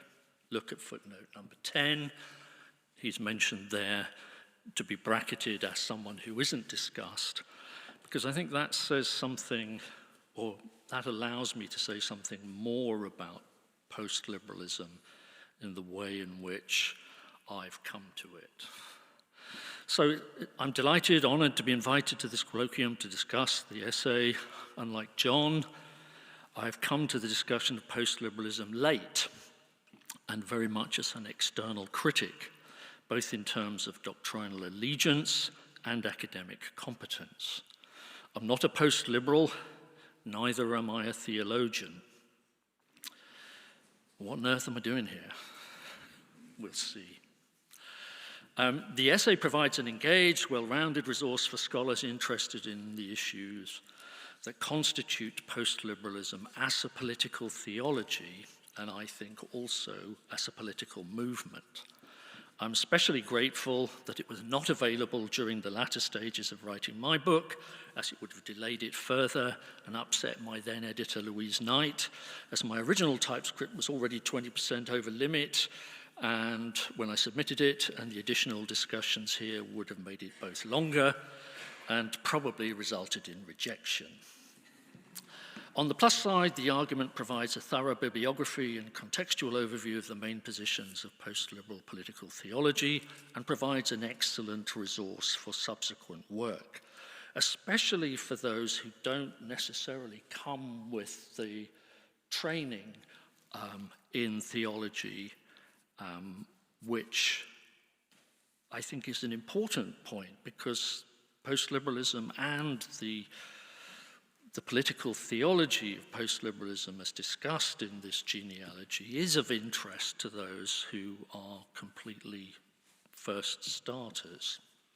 So there's pieces here I'm unfamiliar with, or which I hadn't linked and distinguished in quite the right ways. There's more to be said. This is the great place to start. But enough congratulations. In what follows, I want to say something about my own engagement with post-liberalism and then pick up the themes I've mentioned.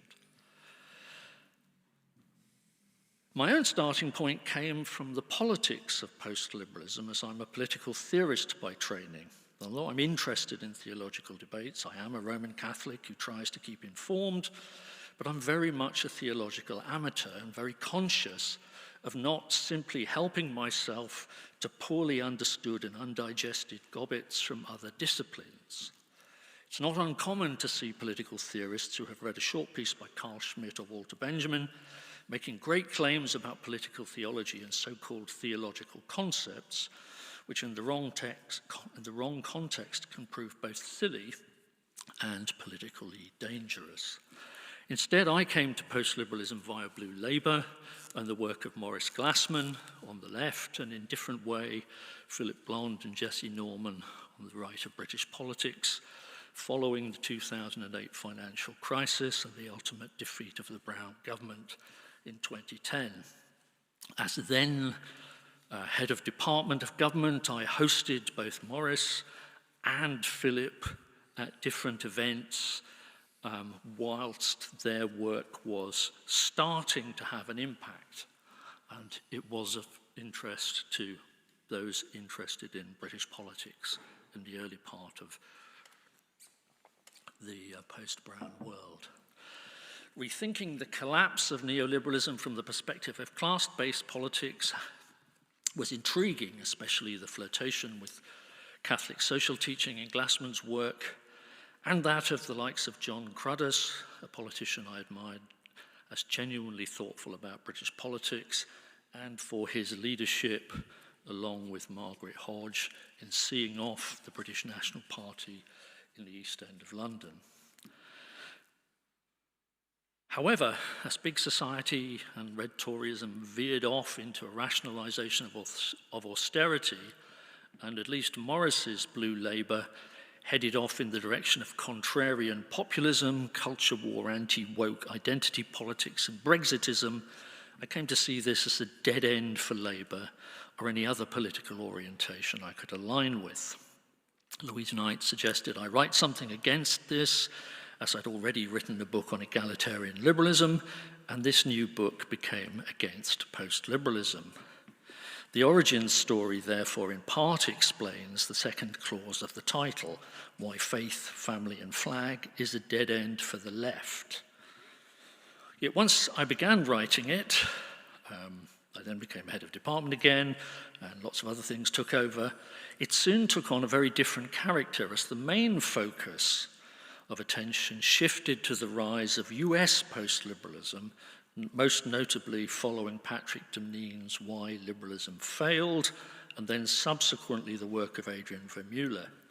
Now, Adrian's work I was familiar with as a Schmittian critic of international law, writing in the post- and war on terror period, and it was that I knew, rather than his later outing as an integralist, traditional, i.e. Vatican I Catholic, and what on social media is referred to as a tradcath.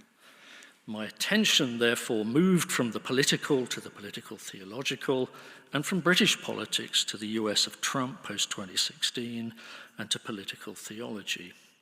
A direction of travel that is a bit different to the start with British post-liberalism of the left, John's work, and then into the theology, but nevertheless it's one that tracks their story. The Catholic debates around US post-liberalism intrigued me as they were deeply unfamiliar from the lived experience of a normal church-going Catholic and their perspective from the parish pew, but also from the global direction being taken by, I think, the Benedictine, the Franciscan, and now the Leonine papacies. And this US turn seemed to me more political than political theological in the intentions and orientations, and that's the issue that I wanted to address as a political theoretical issue. So what began as a theoretical polemical rebuttal of Glassman's Blue Labour, and to some extent that of John and Adrian, at least in its early iterations, at least as they adhered too closely, in my view, to Glassman, it took on a broader agenda, and hence my attempt to characterize political post-liberal movement in the main part of the book as a prelude to the political liberal response to the populist communitarianism of faith, family, and flag, which under the leadership of Danny Kruger and James Orr has now become the policy, agenda, and platform of the Reform Party. One reason for my hostility to it.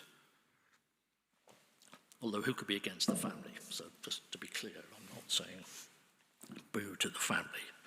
There's an ideological narrative here which I'm attacking.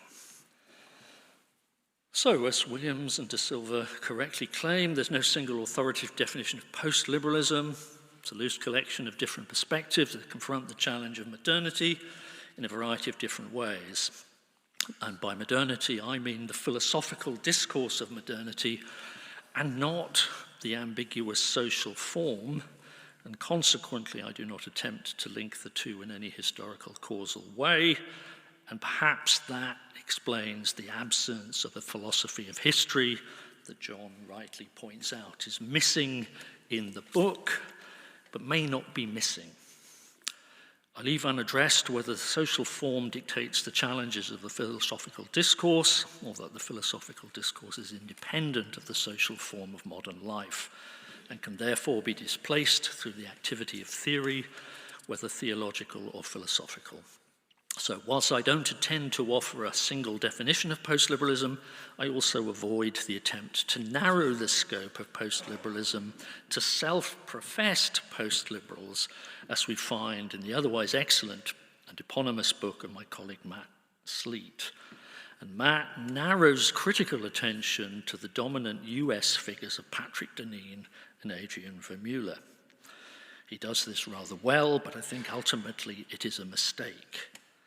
I deliberately use a broad account that encompasses the range of post-liberal thinkers from John to Adrian Vermeulen, but also others that Matt excludes, but Williams and De Silva make much room for, such as the new conservative Yoram Hazony. I also include many who are political commentators, activists, contrarians, and many who travel light in terms of philosophy, theory, and especially theology. John Cruddas, David Goodhart, Eric Kaufman, Matt Goodwin. The broad account of post-liberalism is designed to capture a diverse and changing political movement which is adjacent to the political theological discourses that the genealogy captures so well. So whilst it's helpful to trace the theological and philosophical elements of post-liberal movement, it's equally important to see the movement as more than that, for two reasons. Firstly, in my undeveloped understanding, one can accept much of the post-liberal theological discourse, or at least pursue the direction that goes in, without following up on the movement politics. In my own case, I'm a sympathetic reader, although, as I say, clearly an amateur, of the likes of Henri de Lubac and von Balthasar. One can do that, I think, without drawing direct and practical political conclusions. Williams and de Silva indicate the complexity of the issues here with their with their brief discussion of the Schindlers and the whole Communio-Catholic group. But I'm also minded of others, like Charles Taylor, who's one of the most prescient readers of the philosophical discourse of modernity and an observant Catholic, whilst combining this with a broadly liberal political sensibility. Perhaps we're all liberals, as John indicates. Secondly, there's something ephemeral, or at least from the grand scheme of things, about all political movements. And it would be unfortunate to lose the insights of post-liberal theology because the world might take a turn away from the desperate politics of populism in the US and Europe, which undermines or refutes the freighted policy and political claims of some post-liberal theorists. And we can already see some of this in the distancing amongst the US post-liberals between the Catholic social thought focus of Sohrab Ahmari and the hardcore integralism of Adrian Vermeulen. In light of the Benedictine, Franciscan, and Leonine papacies, any turn to integralism as the core commitment of political post-liberalism looks nothing short of bonkers. The fevered ravings of overpaid and overeducated American lawyers with time on their hands and access to the far reaches of social media and the internet. So, structure of my book, my account of post-liberalism. I present at the core of the book an account of post-liberalism as a sort of trinity of three main perspectives. And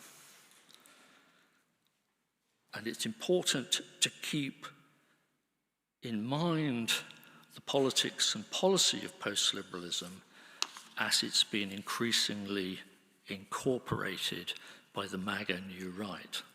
So the first part of the book focuses on national populism, what I call common good communitarianism, and then what I call in the book common good absolutism, but which, if I was writing it now, I would just call political authoritarianism.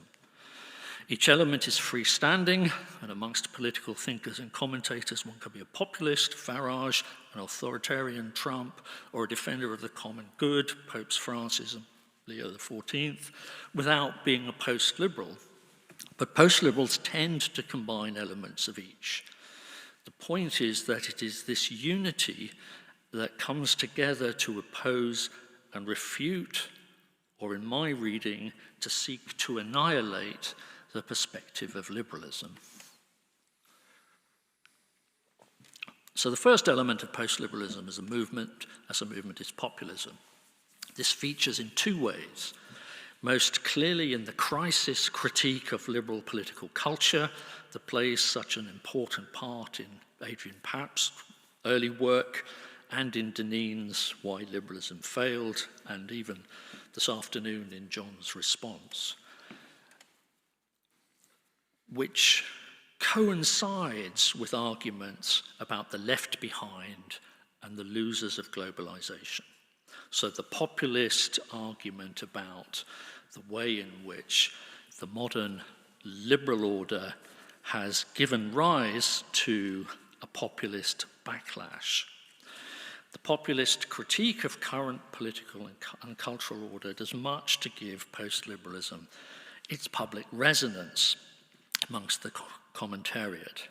But behind this account of political crisis, the populist turn also provides us with a view of politics as a struggle between a minority cultural and political elite who dominate an essentially socially conservative majority. And this gives rise to the them and us politics that plays into the hands of the likes of Farage and Trump, but also to different cultural conservatives who see this dominant elite as a hyper-liberal coalition of cosmopolitan professionals and graduates, the so-called professional managerial class that Glassman and Matt Goodwin hate, and I spend most of my time educating.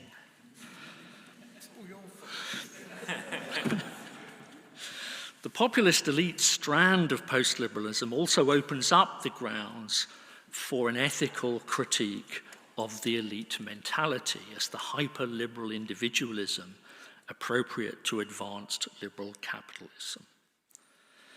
It is, at its most extreme, the ethics of Ayn Rand and Robert Nozick, a bizarre configuration, but surprisingly one that is increasingly common among student conservative politics and is most closely associated in our recent political experience with the Truss wing of the conservative movement. To challenge this view of reductionist liberalism, it's argued that we need to recover the idea of a politics of the common good, the second face of the post-liberalism, something that Matt Sleet makes central to his account of what post-liberalism is about.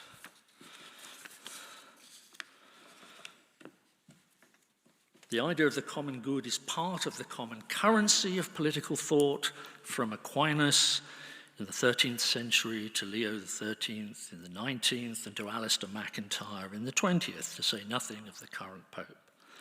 It is an essential feature of the discourse of Catholic social theory, which is by no means the prerogative of Rome alone, nor even Christianity. See, for example, Maurice Glassman's early critique of neoliberalism before Blue Labour. Strictly speaking, it's the Church's gift to all people of goodwill, not just doctrine for believers in good standing within my own church.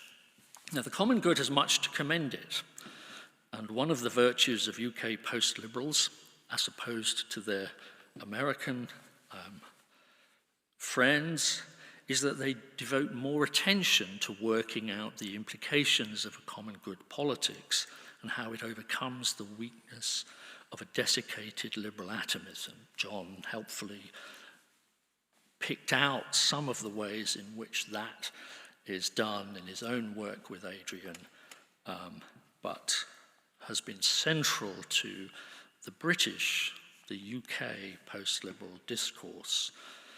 And with only the exception, I think, of Saurabh Amari, who's increasingly devoted attention to recovering CST, Catholic social theory, as an informed politics of the common good in the US, with the exception of Amari, we don't find much of that amongst certainly the more vocal US political post-liberals. But the politics of the common good brings its own problems, not least that of political pluralism. Indeed, there seems to be very little recognition among post-liberal theorists that for many liberals, the liberal egalitarian and contractarian turn was not inspired by a Hobbesian account of political authority, but was rather a recognition of the problem of political pluralism, even amongst those committed to the idea of a common good, where people can reasonably disagree about the precise implications of the common good, broad, narrow, general, political, and the recognition that if the common good is too open and inclusive, then it does not do any political work of an ethically appropriate sort. As for the attempt of modern natural law theorists, such as John Finnis, to build a substantive politics from appeal to nature, the politics of the common good opens itself to the kind of politics of difference and diversity that liberal politics seeks to address through the ideas of procedural fairness and negative liberty. So, of course, this comes with its own downsides. I don't pretend otherwise, as the conservatives and post-liberal critics claim, but the concern with liberal pluralism also poses a major challenge to the post-liberals and forms the basis for my third strand of post-liberalism, what I have called common good absolutism, but which has increasingly become the cover for political authoritarianism. Common good absolutists take up the challenge of political pluralism by asserting the authority of a single unified conception of the common good, what I call the common good with a definite article, These thinkers are dismissive of political and ethical pluralism, as this tends to support political liberal policies and politics. Liberalism is the problem as it weakens commitment to a unified and orthodox truth and challenges the teaching authority of the magisterium.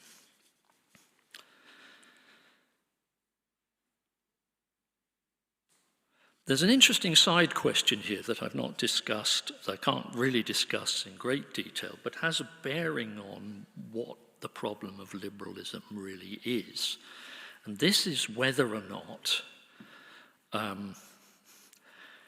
liberalism, whether or not it's the sociological consequences of weakening commitment to all sources of authority and truth, hence tending to what Newman calls an anti-dogmatic principle, as the unintended but inevitable consequence of liberalism that is the issue, or whether liberalism is always a metaphysical alternative to monistic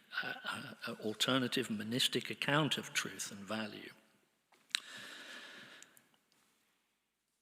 If it's a slippery slope to indifferentism, that may be bad, but it remains an empirical and sociological problem such that a solution can be balanced against other kinds of bads involved in its extirpation. Whereas if liberalism is just the name for an anti-dogmatic metaphysics, as Newman asserts, then many Catholic criticisms of liberalism found amongst radical orthodoxy or communio anti-liberals hold, even if they tend to a small liberal approach to freedom of conscience, even if they tend to undermine a small liberal approach to freedom of conscience and political coercion.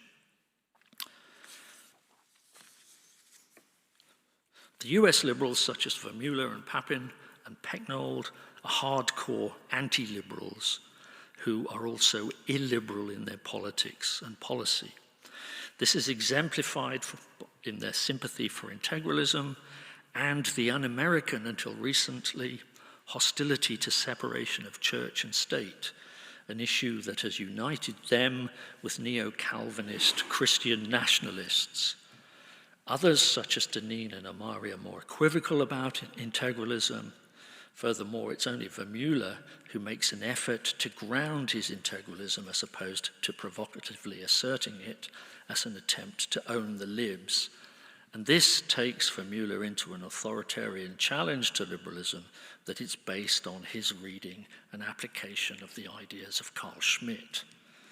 Central to Vermeulen's thinking is Schmitt's own rather peculiar take on the idea of political theology as a ground for authority and political obligation that avoids the liberal discourse of popular sovereignty and democratic legitimacy and justification.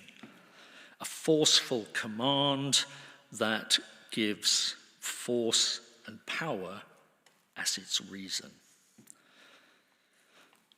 I go on to criticize that, and that's my liberal story, to say that it is possible, in light of the risk of this shift to authoritarianism, to think of a political order that has its grounding in some conception of a liberal order. But I'm running out of time, so there's a couple of things I wanted to say instead of just praising the book. And these are brought out, I think, in the discussion, which I'll mention briefly, of John Gray, who is an important figure in the progress of post-liberalism in the United Kingdom. Now, Gray is an interesting figure because he's a mercurial political thinker, began life as an Oxford political philosopher, working in the terrain of broadly liberal political theory, inspired by the iconic figure of Isaiah Berlin. This culminated in his excellent Mill on Liberty of Defense, a work that's still an important contribution to the literature of modern liberal politics, and which partly inspired my own work on Bentham. Importantly, neither of us were ever utilitarians, even though we tried to make sense of iconic utilitarian political theorists. John's subsequent intellectual trajectory was a critical journey through the iconic figures of 20th century European liberal theory, Hayek, Popper, Berlin, Oakeshott. Something that was central to his contribution to the MSc program at the LSE, which Adrian took, and also Stefan Borg, both of whom went on to be scholars of post-liberalism. So there is a connection. What is interesting here is that Gray also does not include big-name American philosophers, John Rawls, Robert Nozick, Ronald Dworkin. He wrote a number of short critical essays on liberal egalitarianism and doesn't much like it, doesn't like liberal legalism at all, but he deliberately devoted no extended discussion to them. Instead, goes off and writes about Hayek and Oakeshott and so on, and in an experiment in Nietzsche's aphoristic style of writing in Straw Dogs, looking at a critique of the underlying philosophical humanism that he sees as part of the problem of the Western mind. All right, where does this lead us? So Gray is not a theologian, but I think he does fit into the schema that I focus on. He's preoccupied with the challenge of political populism, and in particular, he's also interested in the way in which the elite culture that is essentially part of the populist critique is shaped by the big thinker US political philosophers of liberalism that he hasn't devoted great attention to directly. The liberal culture, the elite culture, is a philosophical culture, and part of his concern is to undermine and silence that, to move beyond the tyranny of the Rawlses, the Dworkins, the Nozicks, the Jerry Cohens, everybody who tries to have one last heave at getting us beyond the problems of liberalism. This cannot be done. So an important lesson, which I think is also implicit in the genealogy of Jacob and João, is the tyranny that US political culture and political philosophical culture holds over the way of thinking about our politics and the ways in which we theorize it.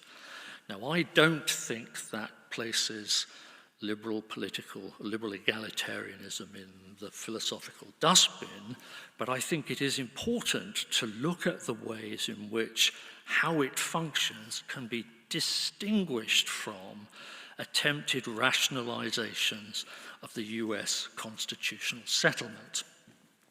And that chimes with much of the story of post-liberalism that we find in Jacob and João's work, where so much of the hostility to liberalism is really driven by a focus on United States constitutional politics and political culture and the problems that that has thrown up. Roe versus Wade, same-sex marriage, the way in which those things are dealt with through the culture of political rights as constitutionally settled, not addressed politically, and so on. It's that as much as the substance which I think drives some of the post-liberal concern of communio post-liberals and others looking at the legacy of liberalism. The second thing and the final thing, I realize I'm on at my time limit, is the way in which the discourse of post-liberal political theology is preoccupied with the problem of integralism. Right? Integralism is kind of wonderful because it's so strange to those outside of or unfamiliar with political theology. or theology more generally, this sort of weird world where we might be advocating the church taking over some of the roles of the state. Now, I think John is quite right to think that that anti-liberal discourse of integralism gets it all wrong because it applies the same statist model that's the real problem, but it nevertheless does that. And many of the post-liberals who focus essentially on integralism or who flirt with it in the way in which somebody like Adrian Vermeulen does, talking about the searing of the liberal faith with hot irons. Actually, a quote from James Fitzjames Stephen, a conservative utilitarian, not any major Catholic thinker. But Vermeulen likes to play with this idea of the integralists providing a vehicle, a political vehicle, through which we can overturn and take back what's been lost in liberal political culture. How we do that, and what he really wants to do, of course, is left unaddressed. Other serious American post-liberals like Soraba Mari just throw their hands up and say, you know, no Pope is asking for this. What are we even talking about here?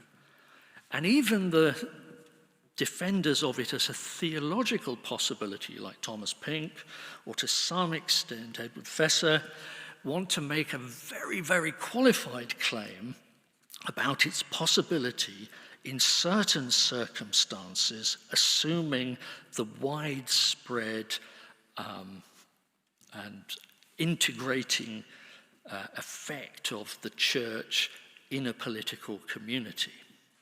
Without that, it seems prudential not to bother. And to be honest, if we're just talking about a political possibility in some world that is unlikely to arise any time under modernity, then we need to think about why even raise this as an important issue.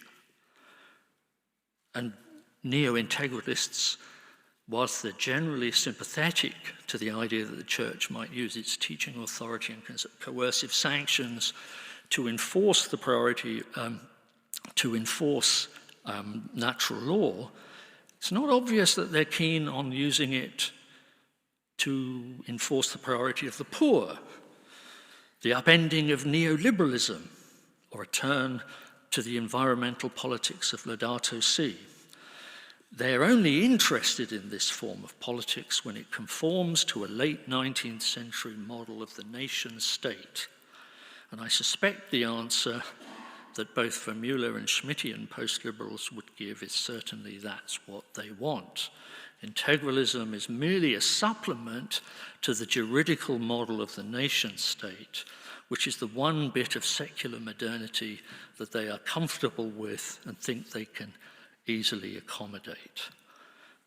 Precisely the move that has also been recently learned by neo-Calvinist Christian nationalists, where their focus is on anti-immigrant protectionism. Preoccupation with integralism seems more likely a reflection of the way the US Constitution as a liberal secularist utopia dominates the way we conceive of politics in democratic societies. And that is something that Gray warns us away from. The very strangeness of the idea is what attracts discussion, either by those countering liberal political culture, or on the other hand, by liberals who wish to dismiss pre-modern idea of integralism in the conditions of liberal pluralism. But in both cases, it does so at the expense of a more nuanced account of the demands of political theology. Gray constantly reminds us of the problems of liberal political theory as not simply that it fails, but that it forces an understanding of politics and our political future into the arbitrary and historically contingent ideal of US constitutional settlement. And there is something in that. And I think we need to be careful in the way in which we don't let the post-liberal story similarly track that model. Because ultimately, I think that is what is being argued for by some neo-integralists. And I'm going to do an ad hominem here against Adrian Vermeulen, who I think is basically just a Catholic Schmittian, if that's even possible. His heroes are not Pope Leo XIII, but a de Maistre, Bonald, Cortés, philosophers of order, of political order, and political order that is suspicious of and contemptuous of the masses and the people who are to be ruled. This, I think, is a world away from what any reasonable version of a Catholic political order should be, and I think it is profoundly unchristian. So Anglophone political philosophy, and now Anglophone political theology, needs to be helped from the tyranny of the US constitutional settlement, and in that, Gray serves a very important purpose through the undermining of the pretensions of liberalism and therefore liberating the possibility of what might be important in post-liberalism and the way in which it can inform the political witness of Christians in the conditions of modernity beyond the boundaries of the nation-state. Sorry, I ran on a little bit longer then, but hey, so did everybody else.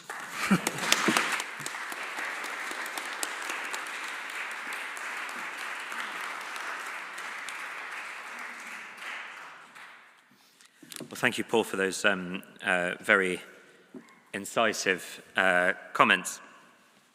As previously advertised, we'll now have a little bit more of a discussion. I'll kick us off with a couple of questions to start, and then there will be questions from you, our audience. So I'd like to start off with the fact that both John and Paul, in their responses, mentioned the absence of historical economic dimensions to the essay that we're discussing today. And so I'd like to start off by offering Jacob and João a chance to briefly respond to that particular criticism that was shared by both speakers. Is the microphone working? Yeah. Okay. I can say something on that. So one of the reasons why we don't do it, in the sections that I wrote, I don't do it, is that, as I mentioned, it is not really something that, for instance, David Schindler, the father, talks about. The neoconservatives at First Things had a point when they mentioned is sort of anti-pragmatism. There's no economic proposals really in his outlook. It's mostly, it's a very metaphysical way of doing politics, which is rather weird. And I know that, for instance, Andrew Willard-Jones on Twitter has said that he doesn't really like the term we use to characterize the neo-polity folks, the politics of exile, because that's supposedly what their critics accuse them of being. But the fact is that even though they're very similar to the Milbankians and in their general temperament, post-liberalism in the UK has been translated into actual political movements in both parties, actually, whereas I don't see any reasonable future where the new polity or communal folks will have any impact on partisan politics in the US. And that's also because of their very highly metaphysical way of writing about post-liberalism. And that's why we dropped out that discussion. But we could have added Milbank and Pabst comments on economics for sure. Yeah, and just to add to that, with respect to the anti-liberal post-liberals, they're also, as indeed Dr. Kelly mentioned a minute ago, fairly uninterested in economics. Deneen himself I think has a slightly deeper interest than some. His earlier work, which drew on people like Wendell Berry or Christopher Lasch, who you might call sort of left conservatives, did have a particular interest in critiquing the market, which perhaps we should draw more attention to. But today, his work and the work of the other people on the post-liberal right really gives only marginal attention to these issues. So I suppose we were following the interests of our sources, really. From many critics of contemporary and particularly American post-liberalism in general, and certainly here today, Vermeulean integralism is something of a bogeyman. And Paul has also mentioned the tyranny just now. He referred to the tyranny of the US constitutional settlement. So I wanted to raise a question which relates to a couple of things that John Milbank has talked about and which relate to some of the conversations we have here at Pusey House. Along these lines, Britain's constitutional and ecclesiastical arrangements are perhaps something of an alternative or corrective path to what exists in America and what the American post-liberals are working with. John, in his talk, referred to the present monarch. There are also people in this room, I can see Josh Horden, who work on establishment in an English context. Maurice Glasman has recently been fairly vocal in his support for both sort of constitutional monarchy and establishment, while he still centres Catholic social teaching in the free churches in his account of post-liberal origins. So my question, is this an alternative path for a robust but not totalizing or totalitarian religious and political post-liberalism in the UK? Or does perhaps the current dispensation of Crown and Church of England perhaps already concede too much to liberalism? And in particular, John, am I right in thinking that that's a sort of line of argument that you would take? And Paul, does that reassure you somewhat with regards to British as opposed to American post-liberalism? John, perhaps I'll ask you to answer first. Well, you know, it's totally fascinating that Paul has such strong reservations about the American Constitution, because at least one argument would be that the American Constitution is the most paradigmatically liberal constitution.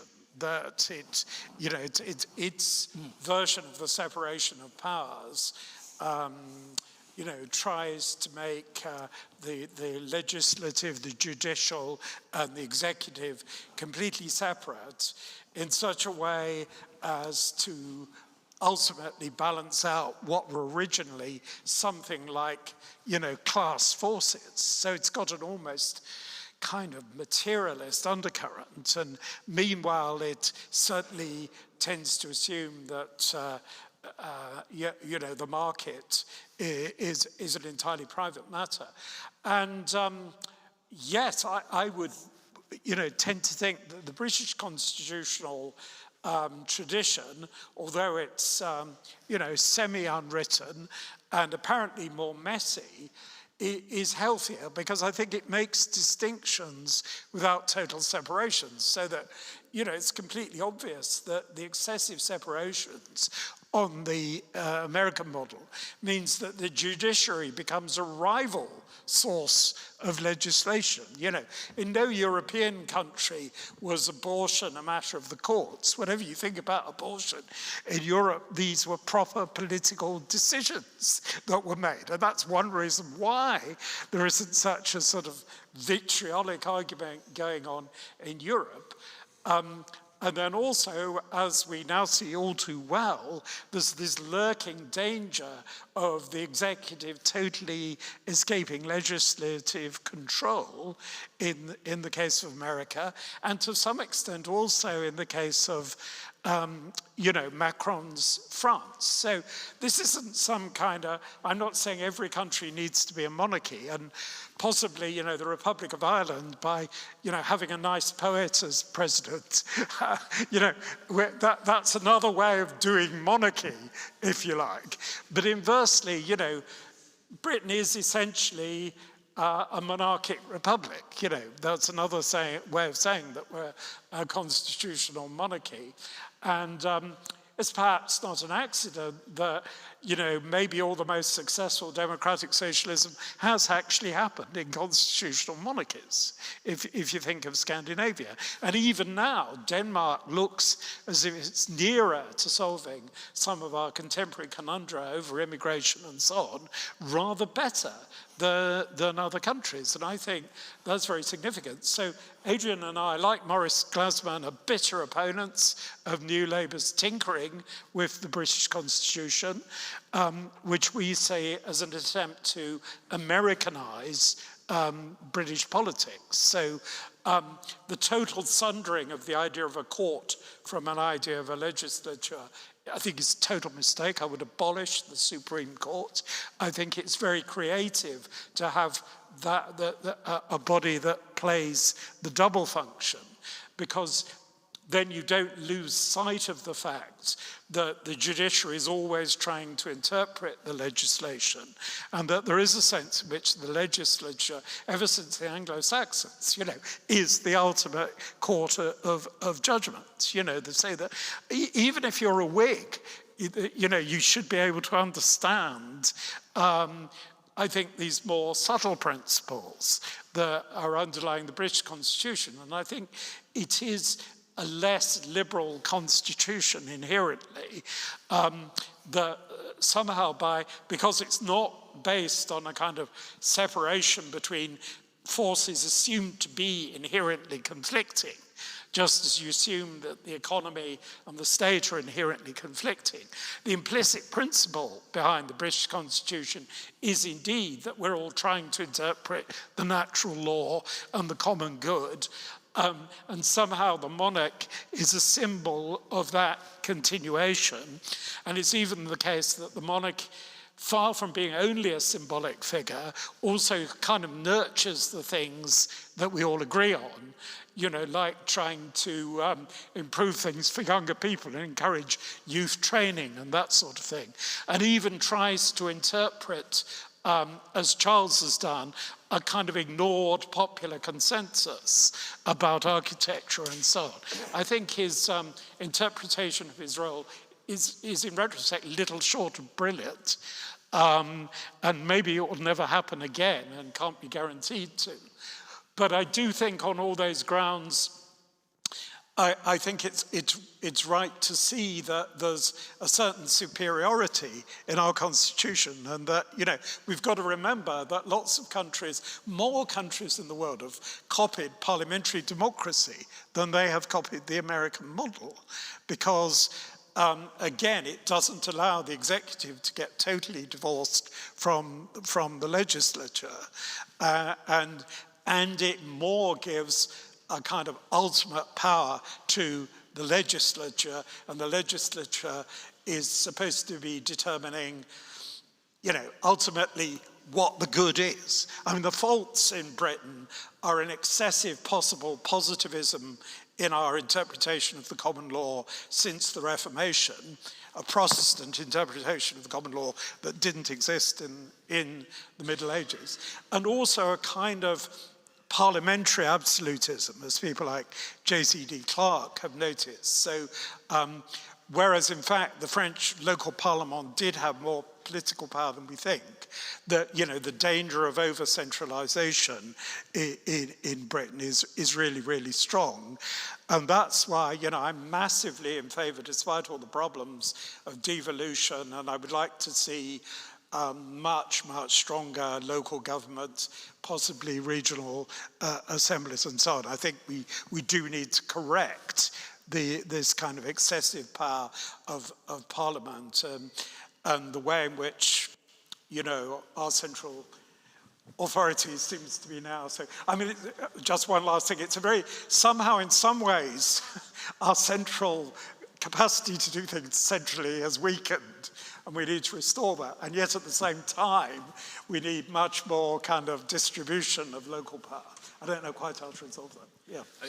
Paul, do you find that a kind of reassuring post-liberal perspective, and particularly on the question of religion? You know, is establishment this possible sort of via media between progressive liberal secularism on the one hand and integralism on the other? I mean, I think it's interesting, you know, John's talked about the present king.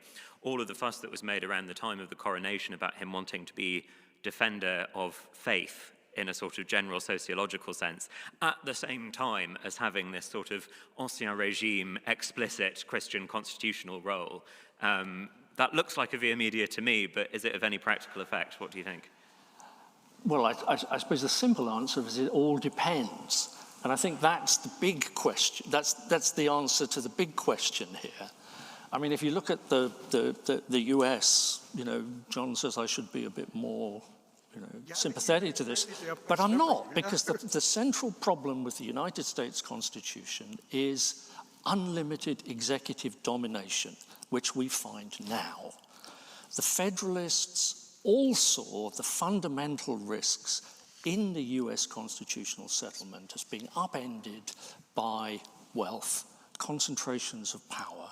And then the way to deal with that in American constitutional history was always, well, you know, it led to the suppression of secession and overcoming the strong emphasis on states' rights. But since that second founding, you know, following Lincoln, the crisis that we currently have was already there. All of the powers that Trump is helping himself to and that the other functions are allowing to be exercised in this way were just there. The political culture didn't involve anything that would prevent this. So it was always a myth that these things would stop power being exercised in yeah, but that's an anti-liberal case. Well, including no, your dislike of this Hobbesian drift. It's an anti-US constitution case. So the question then is, could you have a liberal alternative?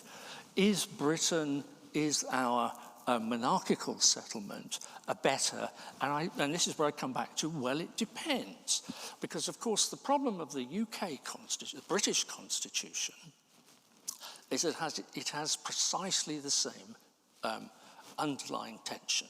Executive power is concentrated in the person of the Prime Minister who can exercise a majority in Parliament.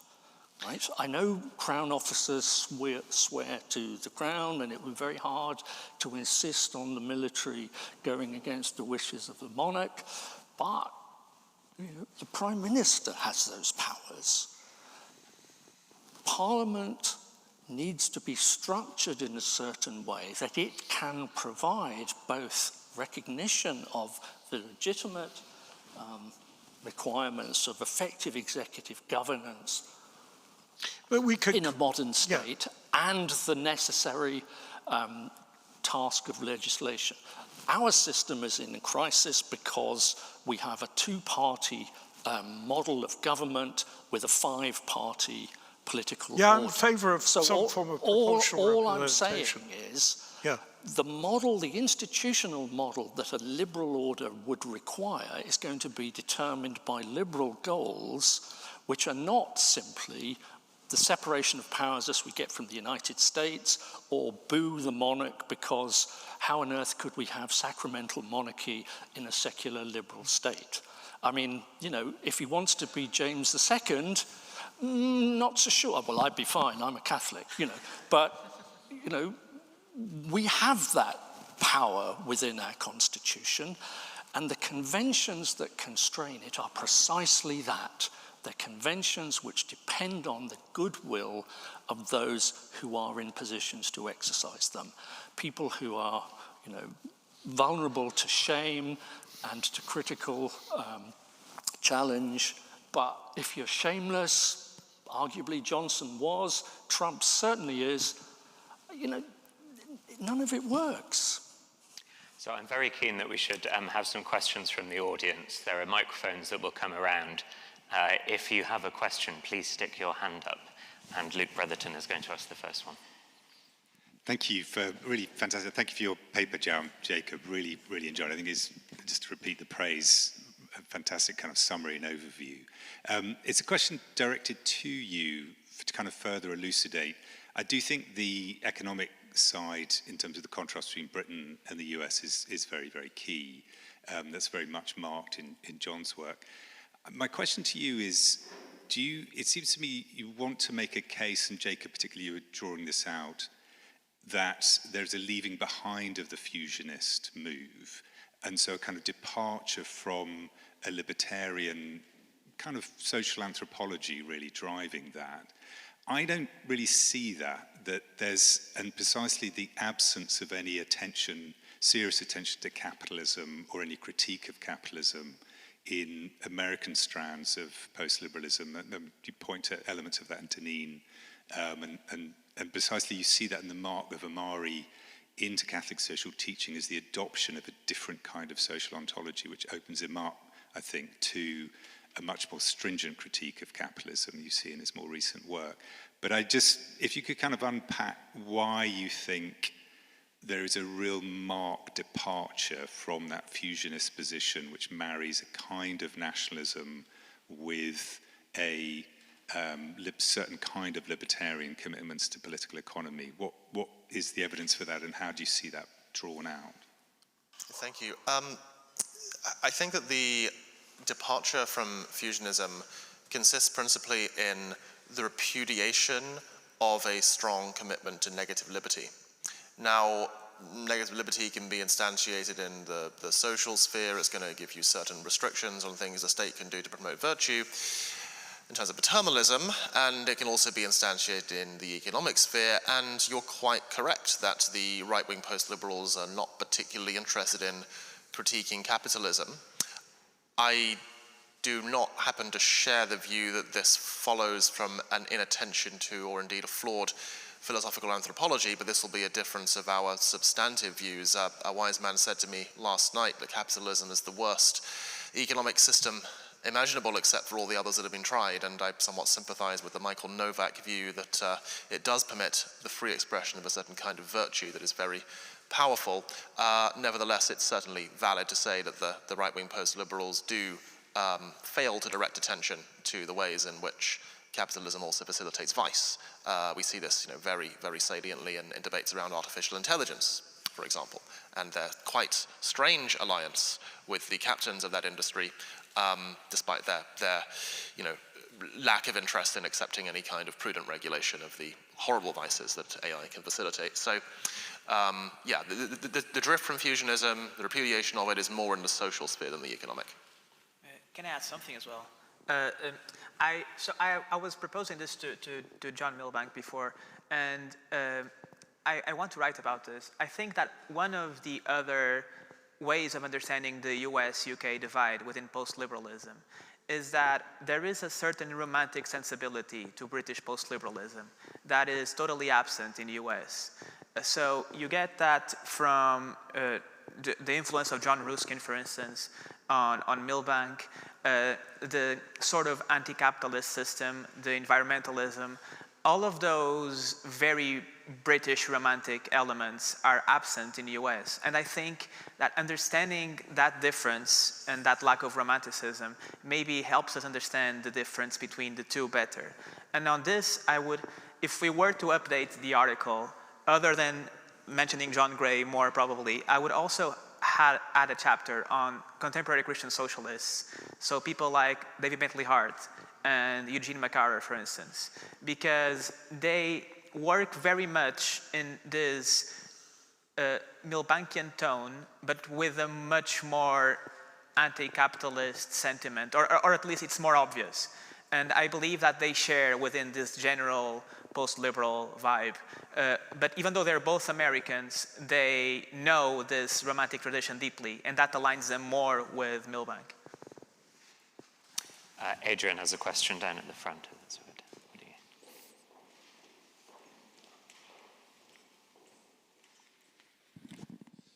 Thank you so much for all the papers.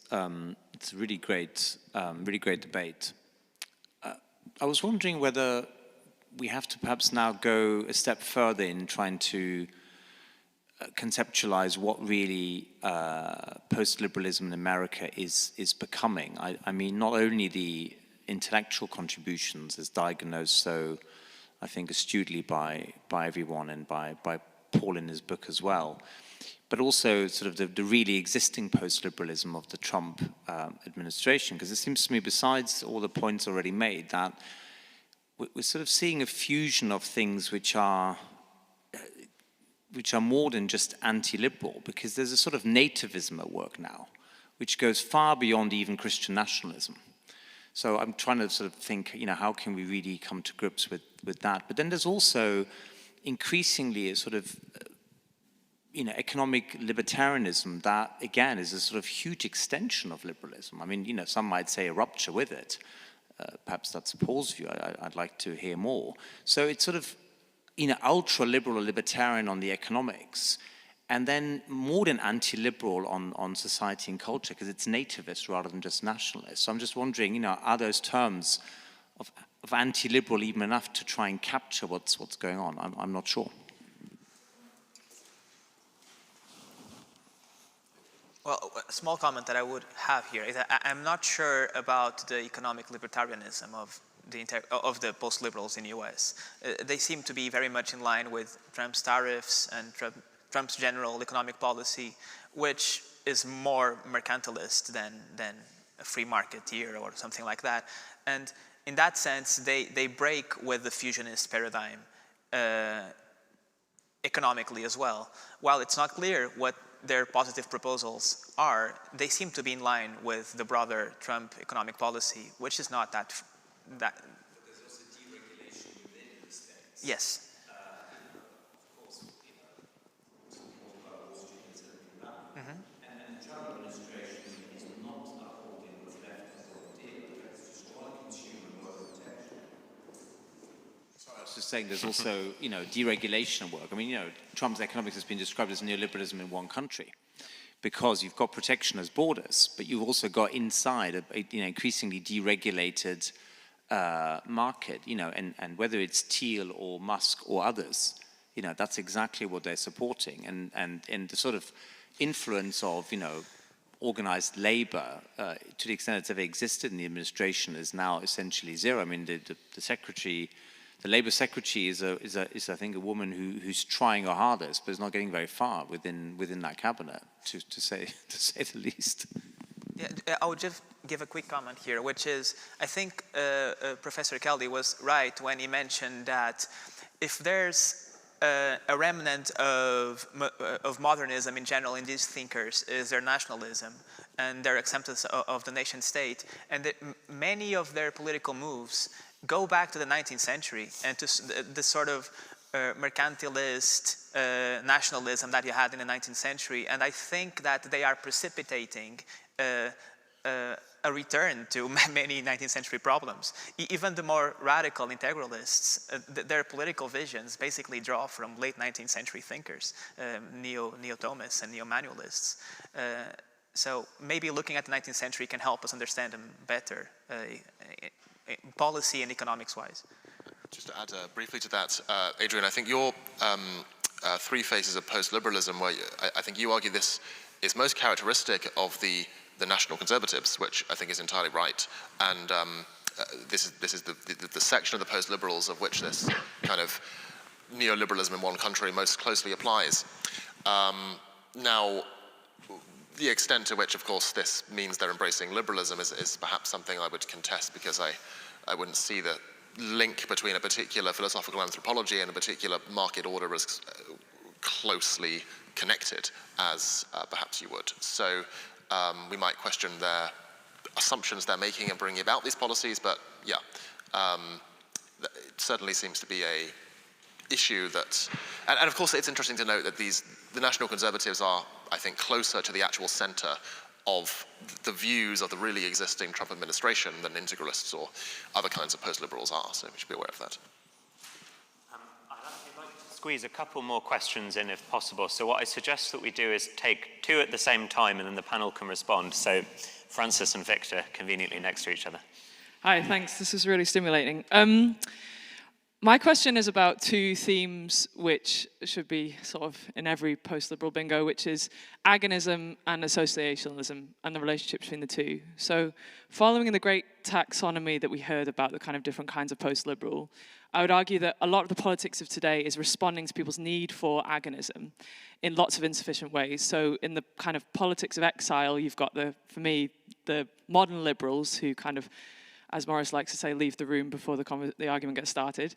In the kind of politics of embassy, you've got the populists, so you've got a lot of heat and not very much light. And so I'm very interested in the politics of virtue in this respect, following John Milbank's work. But what interests me about this, then, is about the forms of association and the places where that agonism is happening. And there, I think some modern forms of post-liberal writing have been undercooked on the question of how forms of association are changing.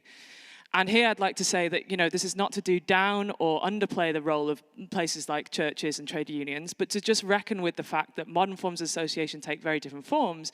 And here I would like to reckon with the idea that lots of people's attempts at new forms of association actually do hark back and resuscitate parts of the 1960s forms of utopianism, which actually do posit different alternatives, family, spaces like housing cooperatives, intergenerational co-living. And here I would say that post-liberals, despite their interest in associationalism, have often been more silent on those matters and seem to be quite conservative in their ways of thinking about kinds of association that still matter. So my question to John is, what forms of association should we most be interested in if you, like me, accept that the main problem of modern politics is alienation? And my question to Paul is, do you think that liberal egalitarians have anything to bring to the table here in terms of answering that fundamental question? So I'm going to let John and Paul ruminate on that for a second while Victor poses a question, and then you can answer both questions. I wonder, where do the ideas of Chesterton fit in all this panorama? Perhaps Professor Kelly can say something. All right, you can pick your poison first. I'll think about Chesterton. One of the things I wanted to capture with the dismissal of faith, family, and flag is precisely this sort of fossilization of the way in which we think about the sort of constituent associations of a modern polity. And much of the way in which that discourse is used is to, if you like, sort of exclude others, or to say you're not doing it right. So my first point, in an egalitarian liberal response would be to say that. That's what I think is the problem of political pluralism. What are the appropriate directions for associative development is going to be determined by those associations themselves in some kind of democratic order. In other words, it's not really the task of political theorists or theologians to give the institutional structures and mechanisms. Give guidance, there's all sorts of things that can be said, but it's not going to tell us precisely, if it's not trade unions now, what is it going to be? I think that's not the important point. But I come back to one reason I stick with some element of liberal egalitarianism is the way in which concentrations of wealth, first and foremost, but it's not the only important source of power, distorts that politics. Now, does the liberal order do enough to liberate it sufficiently to function? Fair point, but we can't be utopian and say, well, if we had something that was really beautiful, that would be the answer to all of our questions about what is to be done. We're stuck in a world in which part of the political discourse is looking at what are the things that distort the flourishing of real communal associations. What are the things that are obstacles to this? And we hear a lot about the way in which, liberal modernity makes it impossible to be a genuine Christian and live a full life and so on. I suspect that's bollocks, actually. you know, it makes it difficult to be a certain kind of thing, but the world has always been that way, right? It was illegal to be a Catholic 170 years ago or something. Anyway, so that's one answer. And then if you look at what's the implication of thinking about the terrain in which this politics turns, you know, the obvious challenge is, yes, it is, you know, it is the capitalist market, but it's the particular plutocratic form it takes at the moment, which, you know, I think we again, you know, inherit from the United States, where there is this sort of tradition of should any amount of wealth be appropriate. I think the founders and certainly the Federalists thought that was not possible. I think they genuinely thought that if you had sufficiently egregious inequalities of wealth, constitution falls apart, a republic falls apart. And I think that's a bit of the thing that we still need to remember from the liberal tradition, and not simply think, well, it's Ayn Rand or, you know, Robert Nozick or even Hayek. And I think actually that was something that Adam Smith was aware of. You know, Smith is the sort of advocate of the regime of natural liberty, but he was that because he saw the way in which mercantilism colonized the state and gave us things like empire, colonialism, and war. That was the story that he was challenging, to rein in the powers of the state to do those things.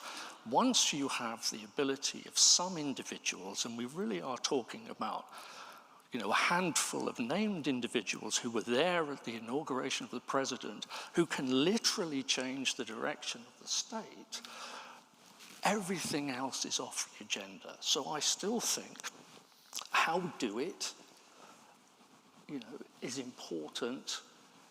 It's important to remember that some aspiration of freedom and equality is a condition of the things that you identify.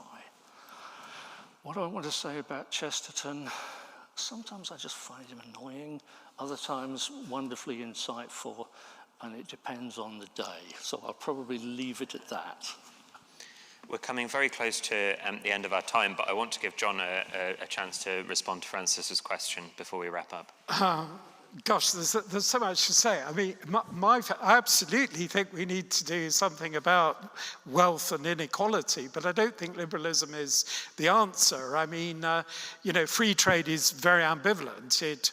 Things like, you know, comparative advantage can give rise to incredibly distorted national economies that turn out not to be in the interests of people at all, whatever, you know, admirable motivations Adam Smith may have. But more broadly, I think that if you see equality as an incredibly important value, you have to take some decision about in what respect are we going to be equal. You know, if you think public libraries are important and public libraries holding serious literature, you have to make some judgments about what is serious literature and the importance of people reading literature. So this is one of the paradoxical ways in which having some hierarchy of values, you know, makes sure that actually working class kids get all these chances as well. So I think liberalism inherently has a profound problem about equality because its default position is that only the individual can decide. And even if it gets to equality of opportunity, it has problems with the idea that, you know, every ordinary person doing an incredibly humble job in Waitrose has a total right to have a decent, fulfilling life. You know, as to Francis's point about association, look, I totally agree. It's not, although I think, you know, encouraging people to have stable marriages and families and so on is important, it certainly doesn't stop there. And, you know, encouraging new forms of community and collaboration outside the family, and even in case of child rearing and so on, absolutely, I'm in favor of all these things. And, you know, housing cooperatives, immensely important, and that would be part of my sense that we need to do some things not just at the level of the state, but more directly have a different kind of a totally different kind of market in housing, for example, and organized sector. I'm 100% behind all those things. And you raised obliquely the question about agonism.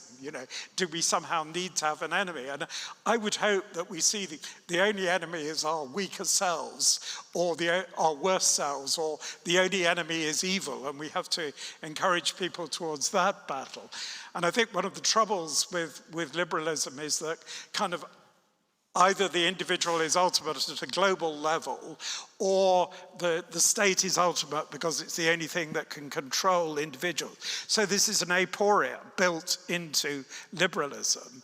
And part of its problem is that, of course, only the state and its laws establish these rules of capitalism. So Hayek oscillates between being in favor of, international institutions and then backing brutal dictators in Chile as, able to produce neoliberalism in one country. So this has always been a fundamental tension. What is the ultimate liberal unit? Is it the individual anywhere, or is it the nation? And I think on top of that, what we've seen recently is that while neoliberalism, one half of it was in favor of something approaching international government, increasingly the sense is that it's only kind of islands, self-governing islands, or now something like America itself, that have the power to much more seriously and ruthlessly deregulate. And just to slightly qualify what Adrian is saying, although I think he's generally right, it's also true that Trump is taking a big state chunk of some private enterprises. There is some element of private-public fusion in part of Trump's economy. So maybe it's starting to look more like China, where you have some very state-directed sections, but then some incredibly deregulated market sections. And China is really important yes, in this story. That's right. Of course, it was also the thing that Schmidt saw at the end. He saw the rise of China as the future. Yes. And that's what I mean by kind of the bad corporatism that can perhaps only be tackled if we're prepared to rethink the entire relationship between the economic and the political. But I just want to say one last thing about the individual. Political liberalism places the individual in a very particular part of our moral economy in deciding what this hierarchy of values are and their priority. Who does this? The virtuous, brilliant. Let's find the virtuous.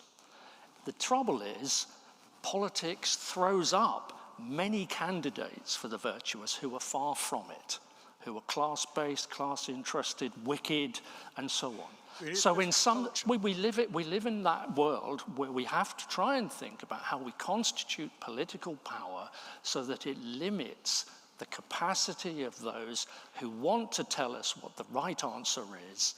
But we're seeing post-liberalism is seeing the limits of merely having limits. That's the point. Reached the limits in terms of timing today.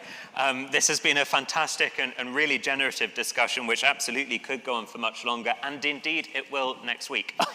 If you are free on the 11th and 12th of March, that's Wednesday and Thursday next week, we are hosting another conference. This is going to be slightly larger in scale. It's entitled Christian Revival, Our Post-Liberal Hope.